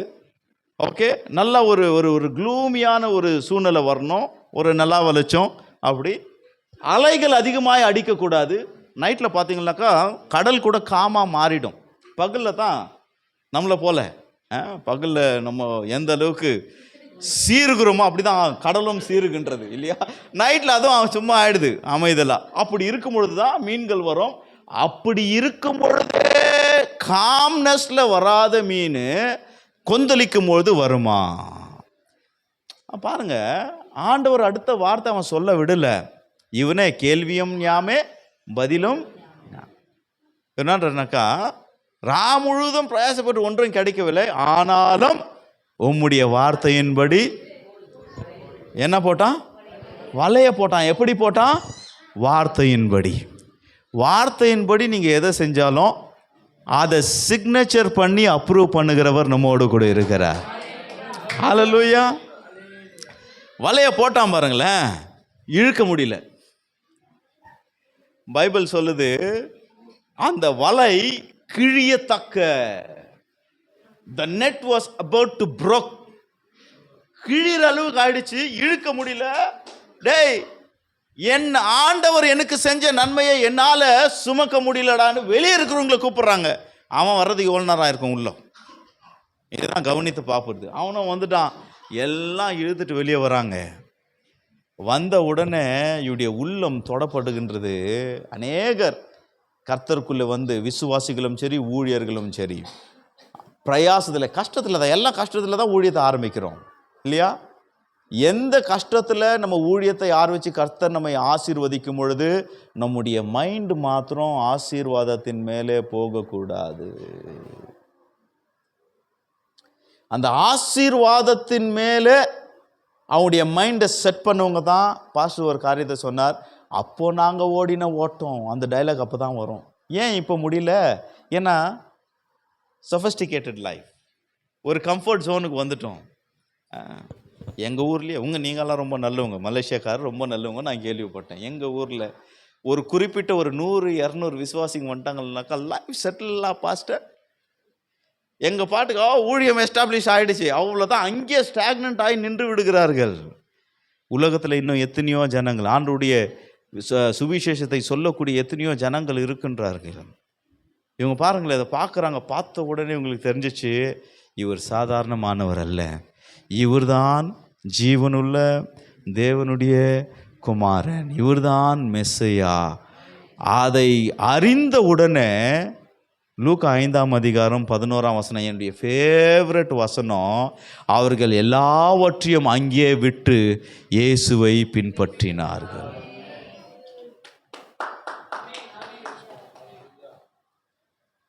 எதுக்காக கவலைப்பட்டாங்க? ஒரு மீன் இல்லையா, ஹலோ, டன்னு கணக்கில் வந்துச்சு. Not a basket, I am not talking about basket full of fish, it's a ton. வலை கிழியத்தக்க ஏராளமாய். ஓவர் நைட்டில் கோடீஸ்வரன் சொல்கிறாங்களே, அந்த சிச்சுவேஷன் வந்துடுச்சு. பார்த்த உடனே, இயேசு யார் என்று அறிந்த உடனே இது அற்பமாய் மாறினது. அதுதான் பவுல் சொல்றார், என் கிறிஸ்துவுக்கு ஒப்பிட்டு பார்க்கும் பொழுது இதெல்லாம் அற்பமானது, இதெல்லாம் கந்தையும் குப்பையமாய் நான் எண்ணுகிறேன். இதை விட்டுட்டு இயேசுவை பின்பற்றுறாங்க. இங்கே ஒரே ஒரு லாஜிக் தான், கர்த்தர் நமக்கு கொடுப்பார். அந்த கர்த்தர் கொடுக்குற நன்மையோ ஆசீர்வாதமோ, வீடோ உங்கள் காரோ உங்கள் பேங்க் பேலன்ஸோ, அதன் மேலே நீங்கள் சார்ந்து இருக்காதீங்க. ஏன்னா ஒரு நாளிலே அது துரு பிடித்து போகும். பேதுரு யோசித்து இருப்பான், இது இன்னைக்கு மீன், ஒருவேளை காசாக வரலாம் இல்லையா, இல்லை நாளைக்கு வச்சா இது அழுகி போகலாம். அழியாத ஒரு நல்ல பங்கு இவர். இல்லை, ஒரு பியூட்டியை பாருங்களேன், பியூட்டியை பாருங்களேன். இதுதான் ஃபெய்த் லைஃப். இந்த பாதையில் தான் நானும் வரேன். ஆகவே எந்த காரியத்தை குறித்து நான் கவலைப்படுறதே கிடையாது. அதனால் நான் தைரியமாக என்னால் பிரசங்கம் பண்ண முடியும். எதெல்லாம் நான் கடைப்பிடிக்கிறனோ அதெல்லாம் ரொம்ப தைரியமாக வெளியே வரும். ஏமேன். உள்ளே என்ன இருக்கோ அதுதான் வரும். மார்னிங் சொன்னேன் நான், what you make your own, that is your resource, right? இந்த நன்மையை பெறுறதுக்கு முன்னால் தே ஹேட் நத்திங். அவங்கக்கிட்ட ஒன்றுமே இல்லை, கவலைப்பட்டாங்க இல்லையா? வரிஸ் அண்ட் ஆங்ஸைட்டிஸ், கவலையும் சஞ்சலமும் அவங்களுக்குள்ள இருந்து எதுவுமே இல்லையே அப்படின்னு. எல்லாம் கிடைச்சதுக்கு அப்புறமும் எல்லாத்தையும் விட்டுட்டு ஒன்றும் இல்லாததான் போகிறாங்க. ஒரு மீனை கூட எடுக்கல. But they follow Jesus. இயேசுவை சார்ந்து பின்பற்றி போகும்பொழுதும் ஒன்றும் இல்லை, ஆனால் அதோட கூட கவலையும் இல்லை, ஆங்ஸைட்டியும் இல்லை. This is the difference. Amen. இயேசுவை முற்றிலுமாய் சார்ந்து போனீங்க அப்படின்னாக்கா, ஒன்றும் இல்லைனாலும் உங்களுக்குள்ள வரிஸ் இருக்காது, உங்களுக்குள்ள ஆங்ஸைட்டிஸ் இருக்காது, உங்களுக்குள்ள ஏக்கங்கள் இருக்காது, உங்களுக்குள்ள அந்த தவக்கங்கள் இருக்காது. ஏனால் உங்களை எப்படி நடத்த வேண்டும் என்று சொல்லி அவர் அற்புதமாய் உங்களை நடத்துவார். ஆமென். அவர் சொல்றார், முதலாவது தேவனுடைய ராஜ்யத்தையும் அவருடைய நீதியும் தேடுங்கள், அப்பொழுது இவைகள் எல்லாம் உங்களுக்கு கூட கொடுக்கப்படும். வாக்கு பண்ணினவர் வாக்கு மாறாதவராய் இருக்கின்றார். ஹல்லேலூயா. அப்போ பவுல் அதைதான் அந்த ரோமர் சபைக்கு எழுதும்போது அவர் சொல்லுகின்றார், எவைகளை முன் குறித்தாரோ அவர்களை அழைத்திருக்கிறார். இப்போ என்னுடைய டெஸ்டிமனியை நான் சொல்லிட்டு வந்தேன். ஏன் இதில் உக்காந்த என்னுடைய பணக்காரங்க இல்லை, அந்த லெவலில் பார்க்கும்போது நாங்கள் ஓரளவுக்கு தான். எங்கள் அப்பா ஒரு சம்பளத்தை எதிர்பார்த்தா இருந்தார். நல்ல போஸ்ட் இருந்தாலும், கொஞ்சம் கை நிறைய சம்பளம் வந்தாலும். பட் இவங்கெல்லாம் பார்க்கும்பொழுது ரொம்ப அதிகமான இல்லையா, ஒரு ஹாஸ்பிட்டல் கிளினிக் வச்சுருக்கிறாங்க. யோசித்து பாருங்களேன். அப்போ இந்த ரட்சிப்பு என்று சொல்லக்கூடியதை நான் இப்படி பார்க்குறேன். If God wants to choose me, God had to ignore somebody. Are you with me this evening? Amen. உங்களை ஆண்டவர் செலக்ட் பண்ணுறார் அப்படின்னா, உங்கள் கூட இருந்த யாரையோ ஆண்டவர் இக்னோர் பண்ணியிருக்கணும். அப்போது நம்ம கேட்டோம் பற்றியா இந்த கேள்வி, வாய் மீ லோ, எனக்கு ஏன் ஆண்டவரே வண்டி இல்லை, எனக்கு ஏன் ஆண்டவரே இது இல்லை, எனக்கு ஏன் ஆண்டவரே இந்த குறைவு, எனக்கு மாத்திரம் தானா அப்படின்றாரு. அதே நம்ம மாற்றி, எனக்கு என்ன மாத்திரம் ஏன் ஆண்டவரே ரட்சித்தீர் என்று சொல்லி ஒரு கேள்வியை நம்ம கேட்டுருக்கணுமா எப்போம்னா? ஏன்னா வி கன்சிடர் இந்த சால்வேஷன் என்று சொல்லக்கூடியதை இந்த உலகத்தில் இருக்கின்ற இந்த பொருட்கள், இந்த உலகத்தில் இருக்கின்ற இந்த ஐஸ்வர்யங்களுக்கு குறைச்சி தான் நம்ம இடம் போடுறோம். ஆனால் Bible logic is totally different. ஆண்டவர் சொல்றார், உனக்கு நான் மேன்மையான ஒரு பாக்கியத்தை தந்திருக்கின்றேன். கவனி, அதை வாசிங்க சிஸ்டர். 29 8:29 ரோமன்ஸ் 8:29. எவர்களை முன்குறித்தாரோ அவர்களை அழைத்தும் இருக்கின்றார், எவர்களை அழைத்தாரோ அவர்களை நீதிமான்களும் ஆக்கியிருக்கிறார். இங்க கொஞ்சம் பாஸ் பண்ணுவோம். எவைகளை முன்குறித்தார், எப்போ முன்குறித்தார் அப்படின்னு பார்த்தீங்கன்னாக்கா, பிஃபோர் யூ ஆர் ஃபார்ம்ட். ஹல்லேலூயா. அப்போ அவர்களை அழைத்து என்ன பண்றாருன்னா, முதல் வேலை நம்முடைய வாழ்க்கையில ஆண்டவர் செய்யக்கூடிய ஃபர்ஸ்ட் ப்ராசஸ் என்னன்னு பார்த்தீங்களா, நீதிமான்களாய் மாற்றுகிறார். அதுக்கு தான் இந்த ஸ்கூல், சர்ச் என்கின்ற ஸ்கூல். ஆமென். நீதிமான்னா என்ன அர்த்தம்? நீதிமான்னா என்ன அர்த்தம்? ஆண்டவருடைய வசனத்தை கை கொள்ளுகிறவன் தான் நீதிமான். கர்த்தருடைய வசனத்தின்படி நடக்கிறவன் தான் நீதிமான். அப்போ பழைய ஏற்பாட்டில் நான் சொன்னேன், ஆண்டவருடைய பதில் வரணும்னாவே எத்தனை நீதிமான் இருக்கணுமா? 10 நீதிமான்கள் இருக்க வேண்டும். ஆண்டவர் ஆபிரகாமுக்கு முன்பதாக நிற்கிறார். ஒரு மனுஷனுக்கு முன்பதாக தேவன் நிற்க வேண்டியது அவசியமா? அப்போ ஆபிரகாம் சொல்றாரு, ஆண்டவரே, நீர் நியாயம் செய்கின்ற தேவன், நியாய தீர்ப்பை நீர் கொண்டு வருகிறீர். ஒருவேளை அந்த பட்டணத்தில் 50 நீதிமான்கள் இருந்தால் அந்த பட்டணத்தை நீ அழிப்பாயோ? ஆண்டவர் சொல்றார், 50 நிமித்தமாய் நான் அழிக்க மாட்டேன். 10 நீதிமான்கள் இருந்தால் 50 குறைவு 5, 45 நீதிமான்கள் இருந்தால் 45 நிமித்தமாய் அழிக்க மாட்டேன். 40, 30, 20. அதுக்கப்புறம் ஆபிரகாம் யோசிக்கிறாரு, தேவையில்லாமல் நம்ம அவரை டிஸ்டர்ப் பண்ணுற மாதிரி இருக்கு. ஆண்டவரே, கடைசியாய் ஒரு விசை நான் பேசட்டும், என் மேல் கோபம் கொள்ளாதீர். அந்த வசனம் இருக்கும் அங்கே, don't be angry on me Lord சொல்லிட்டு, ஒருவேளை 10 நீதிமான்கள் இருந்தார், ஆண்டவர் சொல்றார், 10 நீதிமான்கள் நிமித்தமாய் நான் அழிக்க மாட்டேன். அதோட ப்ரேயரை க்ளோஸ் பண்ணிடுறார் ஆபிரகாம். ஏன்? Old testament. இந்த மைண்ட் செட் அப்படியே யாருக்கு இருந்துச்சுனாக்கா, இந்த யூதர்களுக்கு வந்துடுச்சு. அதனால ஜீசஸ் இருந்த டைமில் கூட இவங்களுடைய எண்ணம் எப்படி அப்படின்னாக்கா, ஐயோ, நான் ஒரு நன்மையை பெறணும், நான் ஒரு ஜெபத்தில் நான் பெற்றுக்கொள்ளணும், ஒருவேளை நான் ஏதோ சாக்ரிஃபைஸ் பண்ணணும் அப்படின்னா எனக்கு 10 பேர் வேணும். இந்த 10 பேரை தேடி கண்டுபிடிக்கிறது பெரிய விஷயமா இருந்துச்சு. ஏன்னா ஆண்டவராகிய இயேசு வர்றதுக்கு முன்னால் இந்த 400 இயர்ஸ் பார்த்தீங்கன்னாக்கா ஒரு சைலன்ஸ் பீரியட். ஆண்டவரிடத்துலேருந்து ஒரு வார்த்தை இல்லை, ஒரு தீர்க்க தரிசனம் இல்லை, ஏஞ்சலிக் விசிட்டேஷன் இல்லை. அவன் போகிற போக்கில் வாழ ஆரம்பிச்சிட்டான். அதனால தான் யோவான் ஸ்நானகன் வந்த உடனே விரியன் பாம்பு குட்டிகளை அப்படின்னு சொல்லி அவர் கடிந்து அவர் பேசுகிறார்.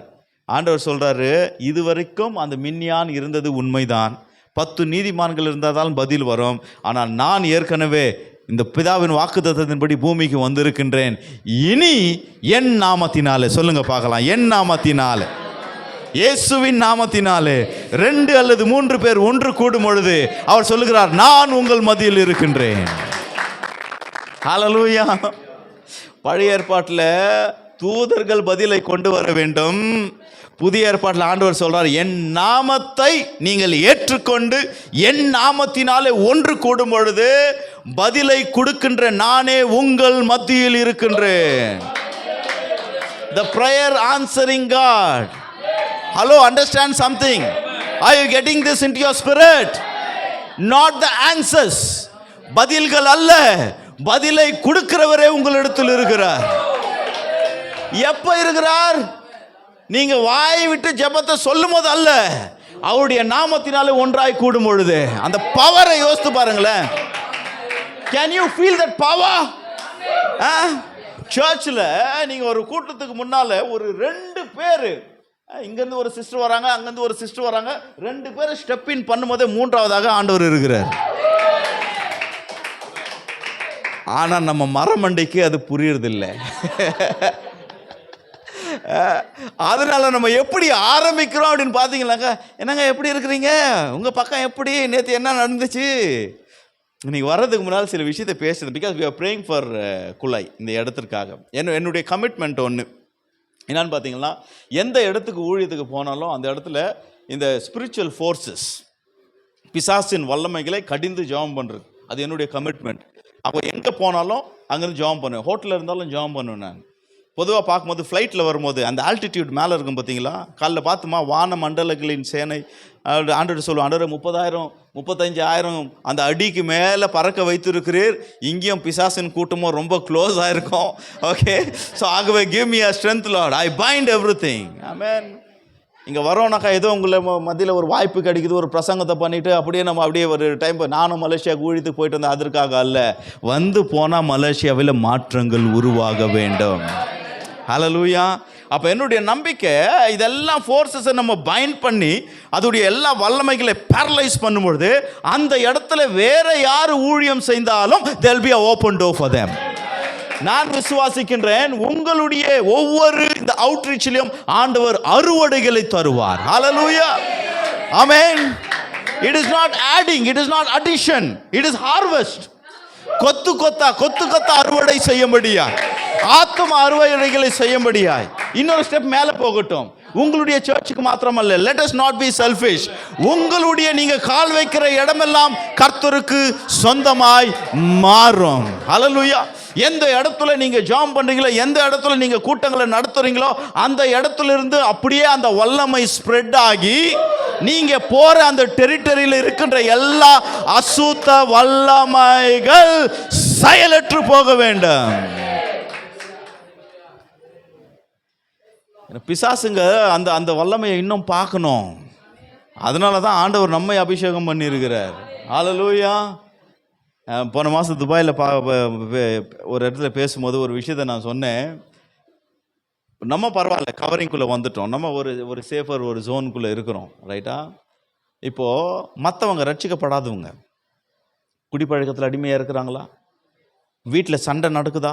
உங்கள் வீட்டுக்கு கேட்குதா அடுத்த வீட்டில் நடக்கிற சண்டை? சில நேரத்தில் மர்டர் வரைக்கும். ஒரு ஆச்சரியமான ஒரு விஷயம், நாங்களே அதை பேசக்கூட எங்களுக்கு டைம் இல்லை. ஏர்போர்ட்டில் வரும்போது ஒரு வீடியோவை நான் பார்க்குறேன். நல்ல போலீஸ் ஆஃபீஸர், நல்ல போஸ்ட்டில் இருக்கிறவர், ஓகே, ஒரு என்ன சொல்கிறது, ஒரு கமிஷனருக்கு அடுத்த லெவலில் இருக்கக்கூடிய, அவருக்கு கீழே நிறைய போலீஸ் மேன் இருக்கக்கூடிய அந்த அதிகாரத்தில் இருக்கிறவங்கள ஒய்ஃபும் மகளும் சேர்ந்து கொலை பண்ணிட்டாங்க.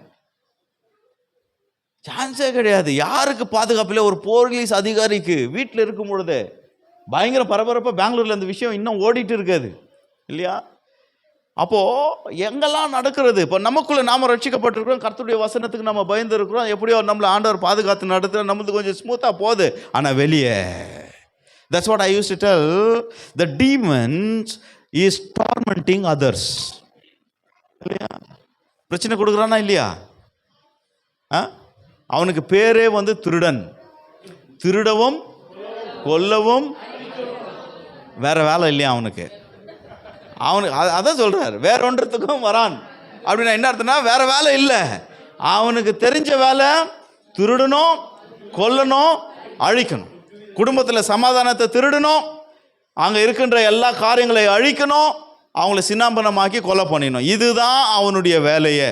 ஆனால் ஆண்டவர் சொல்றாரு, நான் உன்னை அழைத்திருக்கிறது நோக்கம், உன்னை அபிஷேகம் பண்ணி, the demon will torment others but you are going to torment the demon. Hello, பிசாசு மற்றவர்களுக்கு பிரச்சனையை கொடுப்பான், அந்த பிசாசுக்கே பிரச்சனை கொடுக்க முடியாதுதான் உனக்கு அபிஷேகம். அதுக்காக தான் சர்ச், அதுக்காக தான் உன்னை அழைச்சிருக்கிறார். நல்லா கவனிங்க. பவுல் வராரு.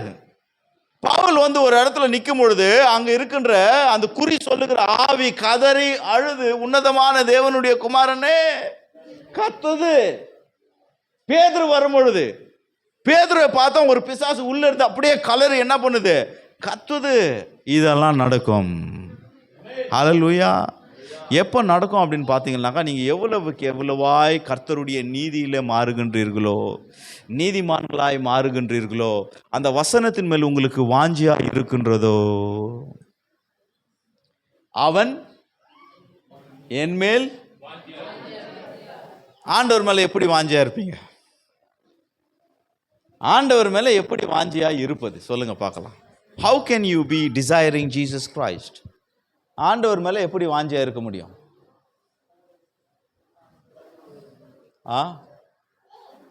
How can ஆண்டவர் மேலே எப்படி வாஞ்சியா இருக்க முடியும்? அவர்தான் வார்த்தை. ஆதியில வார்த்தை இருந்தது, அந்த வார்த்தை தேவனிடத்தில் இருந்தது, அந்த வார்த்தை தேவனாகவே இருந்தது. இந்த வார்த்தை மேலே நீங்கள் வாஞ்சை கொள்ளும் பொழுது இயேசுவின் மேல் நீங்கள் வாஞ்சை கொள்ளுகின்றீர்கள். அந்த வாஞ்சை, இந்த வார்த்தை, இந்த வாஞ்சைனா என்ன? தூக்கம் வராதுங்க. சிலர் பார்த்தீங்கன்னாக்கா இந்த புது காதல் ஆரம்பிக்கும் பொழுது நைட்டெல்லாம் தூக்கம், சிரிப்பு பாருங்க எப்படி வருது. ஆமாம்மா, கரெக்டு பிரதர் நீங்கள் சொல்கிறது. தூக்கம் வராது, நம்மளை விட்டு மொபைல் பிரியாது. 100 தடவை மெசேஜே வரலன்னா கூட பார்த்து எதனா வந்துச்சா. ஆண்டவர் சொல்கிறார், உனக்காக எத்தனை வசனங்களை எழுதி வைத்து உன்னை உயர்த்தவும், உன்னை மேன்மைப்படுத்தவும், உன்னை போஷிக்கவும், உன்னை ஆசீர்வதிக்கவும் எவ்வளோ வாக்கு தத்தங்கள் இதில் கொடுத்துருக்குறேன். இதை திரும்பியே பார்க்கறதில்ல. தேவையில்லாமல் இல்லையா வராத ஒரு நன்மையை ஏமாற்றத்தோடு எத்தனை வாட்டி நம்ம பார்க்குறோம். சொல்கிறார், என் மேல் வாஞ்சியாய் இருக்கிறபடியால் விடுதலை. டெலிவரன்ஸ் எப்படி வரும்? எனக்கு ரட்சிக்கப்பட்டதில் நான் சொன்னேன்ல 16 வயசு, வசனம்னா ஒரு பிரியம் எனக்கு தெரியல, எல்லாருக்கும் அப்படி இருக்கான்னு தெரியல. பட் எனக்கு அது ஒரு உள்ள ஆண்டவர் வச்சிருக்கிறாரு. எங்கள் சர்ச் ஒரு பெரிய சர்ச், 1500 மெம்பர்ஸ். அதில் பார்த்து எல்லாம் கீழே தான் உட்காருவாங்க. கடைசியில் மாத்திரம் கொஞ்சம் வயசானவங்களுக்கு அப்படி தான் அந்த பெஞ்சு லாங்காக பெஞ்சிங்கில் போட்டு வச்சுருப்பாங்க. அப்போது இங்கே உட்காரும்பொழுது இதுதான் எங்களுடைய இடம். எங்கள் சர்ச்சுடைய புல்பிட் இப்படி இருக்குனாக்கா எங்களுக்கு அதர் டைரெக்ஷனு. பட் அந்த இடம் தான், அங்கே மியூசிக் சிஸ்டம் எல்லாம் இருக்கும், அங்கே தான் நாங்கள் உட்காருவோம். அப்போது எங்கள் கூட இருந்த இந்த லைனில் நல்ல யூத்ஸ், என்ன சொல்கிறது, ரொம்ப வாஞ்சை உள்ள, உண்மையாக சொல்லணுனாக்கா என்னை தாங்கி பிடித்தவர்கள். ஒரு நாள் ரட்சிக்கப்பட்டு போனேன், ஒரு நாள் சர்ச்சுக்கு போகலனாக்கா வீட்டுக்கிட்ட வந்துடுவாங்க. எனக்கு கடுப்பாக இருக்கும், என்னையா விட மாட்டேன்றானுங்களே, ஏன் வரல, என்ன ஆச்சு ஏதாச்சு, அது கேட்குறதெல்லாம் பார்த்தா அதுவே நமக்கு இரிட்டேஷனாக மாறும். அக்கறை கொள்கிற மாதிரியே இருக்குது. ஆனால் இல்லையா, ஒரு வாலிப வயசு. ஆனால் அப்படி பின்பற்றினவர்கள் தான். ஆனால் இவங்கெல்லாம் பார்த்தீங்கன்னாக்கா பிறந்ததே சர்ச்சில்னு சொல்லலாம் இல்லையா. அப்பா அம்மா அந்த மாதிரி எல்லாம் ரொம்ப ஃபேத்தில். எங்கள் பாஸ்டர் ஹை ஸ்கூல் டீச்சர் அவர். அதனால் அவருடைய பைபிள் ஸ்டடியெல்லாம் ரொம்ப டீப்பாக இருக்கும், கேட்டிருப்பார் ரொம்ப உற்சாகமாக. அதில் ஒருத்தர் குறிப்பிட்ட ஒரு நபர் ரொம்ப என்ன சொல்கிறது, சர்ச்சுக்குள்ளே தான் அடுத்த வீடு, நெக்ஸ்ட் ஹோம் இஸ் சர்ச்சுன்னு சொல்லலாம். அவர் என்ன பண்ணுறாருன்னா, இடையில் அங்கே மெசேஜ் வந்துட்டு என்ன அப்படியே கொஞ்சம் நோண்டுறார். அந்த ஒயர் உனக்கு எதுக்கு, மியூசிக்கெல்லாம் வர்ஷிப்பெல்லாம் முடிஞ்சிச்சு இல்லையா. அப்போ நான் என்ன பண்ணுறேன் அப்படின்னாக்கா, கொஞ்ச நேரம் சும்மா இரு, I am listening to the message அப்படின்றேன். அப்போது அவர் என்ன பண்ண, திரும்ப அப்படியே நோண்டிகிட்டே இருந்தார் பாரு. எனக்கு கொஞ்சம் கோபம் வந்துச்சு. சொல்கிறேன், சும்மா இருன்னு சொல்கிறேன் இல்லை, வசனத்தை நான் கேட்குறேன், அங்கே கவனி, ஏன் டிஸ்டர்ப் பண்ணுற அப்படின்னு கேட்டேன். கொஞ்சம் ஹார்டாக, ஏன்னா அந்த வசனத்தை நான் கவனிக்கணும். அதுதான் எனக்குள்ளே இருந்த ஒரு வாஞ்சை. அவன் ஒரு வார்த்தை சொன்னான் பாருங்க, என் உள்ளம் அப்படியே பட்டாசை போல வெடித்தது. அவன் பார்த்து சொன்னான், புது ரசம் அதுதான் கொப்பளிக்குது. இட்ஸ் a நியூ வைன்லா, தட்ஸ் வை இட்ஸ் பப்ளிங். எனக்குள்ள உடனடியே அப்படியே எனக்குள்ளே இருக்கிற ஃபெய்த் அந்த இதில் அப்படியே சைன் அப்படியே புஷ்வான மாதிரி கீழே இறங்குது. அப்படின்னா கொஞ்ச நாளைக்கு அப்புறம் நானும் அப்படியே மாறிடுவேனா? I tell you, you won't believe it. 16 வயசில் ரட்சிக்கப்பட்டு 18 இயர்ஸில் ஆண்டவர் முழு நேரம் ஊழியத்துக்கு அழைத்தார். அந்த 18 இயர்ஸில் ஃபஸ்ட்டு தியாலஜிக்கல் கோர்ஸில் நான் செஞ்சேன். அதிலிருந்து இது வரைக்கும் ஐ எம் ஸ்டடிங் பைபிள். அடுத்தடுத்து வெவ்வேறு மொழியில், ஆங்கிலத்தில், தமிழில், கன்னட மொழி, இந்த 3 மொழியிலே என்னால் பிரசங்கம் பண்ண முடியும். கிரேக்க மொழி, எபிரே மொழி, ஹீப்ரு 12 இயர்ஸாக டீச் பண்ணிட்டு இருக்கேன் மற்றவங்களுக்கு. அப்போ இப்போ ஆர்கியாலஜி பண்ணிட்டு இருக்கேன். தொடர்ந்து படித்து கொண்டே இருக்கிறேன். காரணம் என்னன்னாக்கா, இதற்குள்ளே இருக்கின்ற அந்த ட்ரெஷர்ஸ், இதுக்குள்ளே இருக்கின்ற அந்த பொக்கிஷங்கள், அந்த ஆழங்கள் அளவே கிடையாது. அப்போது அது மேலே அந்த வாஞ்சையை காட்டுறதுனால நீங்கள் நம்ப மாட்டீங்க, டப்புன்னு ஆண்டவர் டோர்ஸ் ஓப்பன் பண்ணிகிட்டே இருக்கிறாரு. உண்மையாக எங்கள் பேங்க் பேலன்ஸு இதெல்லாம் பார்த்து எங்கள் ஒய்ஃபுக்கு கூட சில இதில் தெரியாது. இன்றைக்கி பாஸ்டர் கேட்டார், என்ன பாஸ்டர் டிக்கெட்டு போட்டுகிட்டே இருக்கீங்க? ஏன்னா இப்போ நான் அடுத்து இங்கேருந்து போன உடனே திருநெல்வேலியில் ஒரு 3 நாள் மீட்டிங் இருக்குது. அதை முடிச்சு தான் 2 வீக்ஸ் தான் நான் இருக்கிறேன். திரும்ப 29, 30 31 ஃபர்ஸ்ட். ஓகே, இந்த 4 நாளும் வந்து துபாய் போனோம். திரும்பவும் போன மாதம் தான் துபாயிலேருந்து வாபஸ் வந்தேன் இல்லையா. அப்போது காட் வில் ஓப்பன் டோர்ஸ். வாஞ்சியாக இருக்கிறபடியால் விடுவிப்பேன். எதில் விடுதலை? நான் ஒரே காரியத்தை தான் ஜெபித்தேன். ஆண்டவரே, ஊழியத்திற்காக நீ அழைத்தீர், நான் போகிற இடமெல்லாம் கோணலானவைகளை செவ்வையாய் நீ மாற்ற வேண்டும். ஊழியத்தில் ஒரு விடுதலை வேணும், ஒரு ஓப்பன் டோர்ஸ் வேணும். தானாக நடக்குது. உங்களுடைய ஃபேமிலியில் விடுதலை தானாக ஓப்பன் ஆகும். உங்களுடைய பிள்ளைகளின் எதிர்காலம், அவருடைய படிப்பு, எஜுகேஷன், அவருடைய ஜாப் ஆப்பர்ச்சுனிட்டிஸ் தானாய் உருவாகும். எந்த இடத்துல வந்து வேலை வாய்ப்பு இல்லாமல் இருக்கின்றதோ அந்த இடத்துல ஒரு வாய்ப்பை உருவாக்கக்கூடிய வல்லமை எங்கே இருக்குது அப்படின்னாக்கா, வானத்தை அண்ணாந்து பார்க்காதீங்க, அங்கேருந்து இறங்காது. It is within you. Amen, amen. கடைசியாக ஒரே ஒரு வசனத்தை மாத்திரம் நான் சொல்லி முடிக்கிறேன். Just understand that verse. Ephesians chapter 3 verse 20. எபேசியர் 3ஆம் அதிகாரம் 20ஆம் வசனம். இதெல்லாம் ரொம்ப ஃபெமிலியரான ஒரு வசனம். Amen. Sorry, it's already time up. ரொம்ப ஃபெமிலியரான, உங்களுக்கு தெரிஞ்ச வசனம் தான். ஆனால் அதில் இருக்கிற மறுபக்கத்தை தான் நம்ம பார்க்க போகிறோம். ஓகே, வாசிங்க பார்க்கலாம். யாருன்னா ஒருத்தர். வேண்டிக் கொள்வதற்கும் நினைக்கிறதற்கும் மிகவும் அதிகமாய் நமக்குள்ளே கிரியை செய்கிற வல்லமையின்படியே நமக்கு செய்ய வல்லவராகிய அவருக்கு மூலமாய் மகிமை உண்டாவதாக. நல்லா கவனிங்க, இது வந்து ஃபெமிலியரான பேசேஜ். நமக்கு என்ன தெரியும்னா, நாம் வேண்டிக் கொள்வதற்கும் நினைக்கிறதற்கும் மிகவும் அதிகமாய் அவர் செய்கிறார். இதுதான் நம்ம இது வரைக்கும் நம்ம நினைச்சிட்டு இருந்தது. ஆனால் பைபிள் சொல்லுது, நமக்குள் கிரியை செய்கின்ற வல்லமையின் படியே. நல்லா கவனிங்க, நாம் என்ன ஜெபம் பண்றோமோ, என்ன யோசிக்கிறோமோ, அதை விட அதிகமாய் கர்த்தர் செய்கின்றாராம். எப்படி செய்கிறார்னு பார்த்தீங்கன்னா, நமக்குள் கிரியை செய்கிற வல்லமையின்படியே அவர் செய்ய வல்லவராக இருக்கிறார். அல்லோ, அவர் சர்வ வல்லவர். ஆனால் நமக்குள்ள கிரியை செய்கிற வல்லமையை கொண்டுதான் அவர் வல்லமையான காரியங்களை செய்வார். ஆமென். அப்போ அது அந்த வல்லமை என்னன்னு பார்த்தீங்கன்னாக்கா, அதுதான் ஆண்டவர் மேலே வைத்திருக்கிற நம்பிக்கை. the faith. விசுவாசம் எப்படி வரும்? கேள்வியினாலே வரும். தேவனுடைய வசனத்தை, என்னைக்கு என்னுடைய ஜபமே, இங்கே இருக்கிற ஒவ்வொருவரும் மார்னிங்கில் வந்த இந்த church good news ministries right, இந்த சர்ச்சில் இருக்கிற ஒவ்வொருவரும் உங்கள் நிமித்தமாய் உங்கள் பிள்ளைகள் கூட விடுதலையில் தான் அசைவாட வேண்டும். they have to move in deliverance. விடுதலை உங்களுக்கு சொந்தமானது. ஆமென். இதுக்கு பெரிய ராக்கெட் சயின்ஸ் வந்து நம்ம கற்றுக்கொள்ள வேண்டிய அவசியம் இல்லை. ஒன்று தான், the more you love God, the more you desire him. அவர் மேலே இன்னும் எவ்வளோ வாஞ்சை அதிகமாய் மாறுகின்றதோ, எவ்வளோ ஏக்கங்கள் அதிகமாய் மாறுகின்றதோ, அவ்வளவாய் தேவன் உங்களை உயர்த்துவார். ஹல்லேலூயா. அந்த வாஞ்சை அதிகரிக்க தான் தேவனை அறிய முடியும். என் நாமத்தை அறிந்தபடியால் உயர்ந்த அடைக்கலத்தில் வைப்பேன். எழுந்து நிற்போம். Thank you father. ஹல்லேலூயா. ஏற்கனவே உங்களுக்கு நேரம் ஆயிடுச்சு. தேங்க்யூ. ஒரு சிம்பிள் ஜெபம் தான், ஒரு 2 minutesல நம்ம ஜெபிக்க போகிறோம். But this prayer is going to be a power pack prayer. Amen, amen. எல்லா பொருளை வச்சுருங்க, உங்கள் பைபிள் புக்ஸ் எல்லாத்தையும் வச்சுருங்க. Thank you father. ஒரு 2 minutes. ஹல்லேலூயா.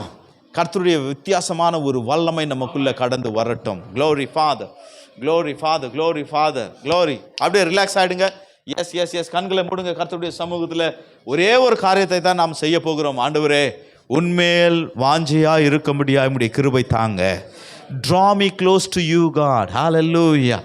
ஹல்லேலூயா. என்னை உம்மிடத்தில் கிட்டி சேர்த்து கொள்ளும், என்னை உம்மிடத்தில் இழுத்து கொள்ளும். ஹல்லேலூயா. ஓ ரபா ரிகா ரகா தியந்தர பௌரதனமா ரிபே ரபா லபா draw me close, God. ஹல்லேலூயா. இன்னும் உம்மிடத்தில் நான் நெருங்க வேண்டும், இன்னும் உம்மிடத்தில் நான் வாஞ்சியா இருக்க வேண்டும்.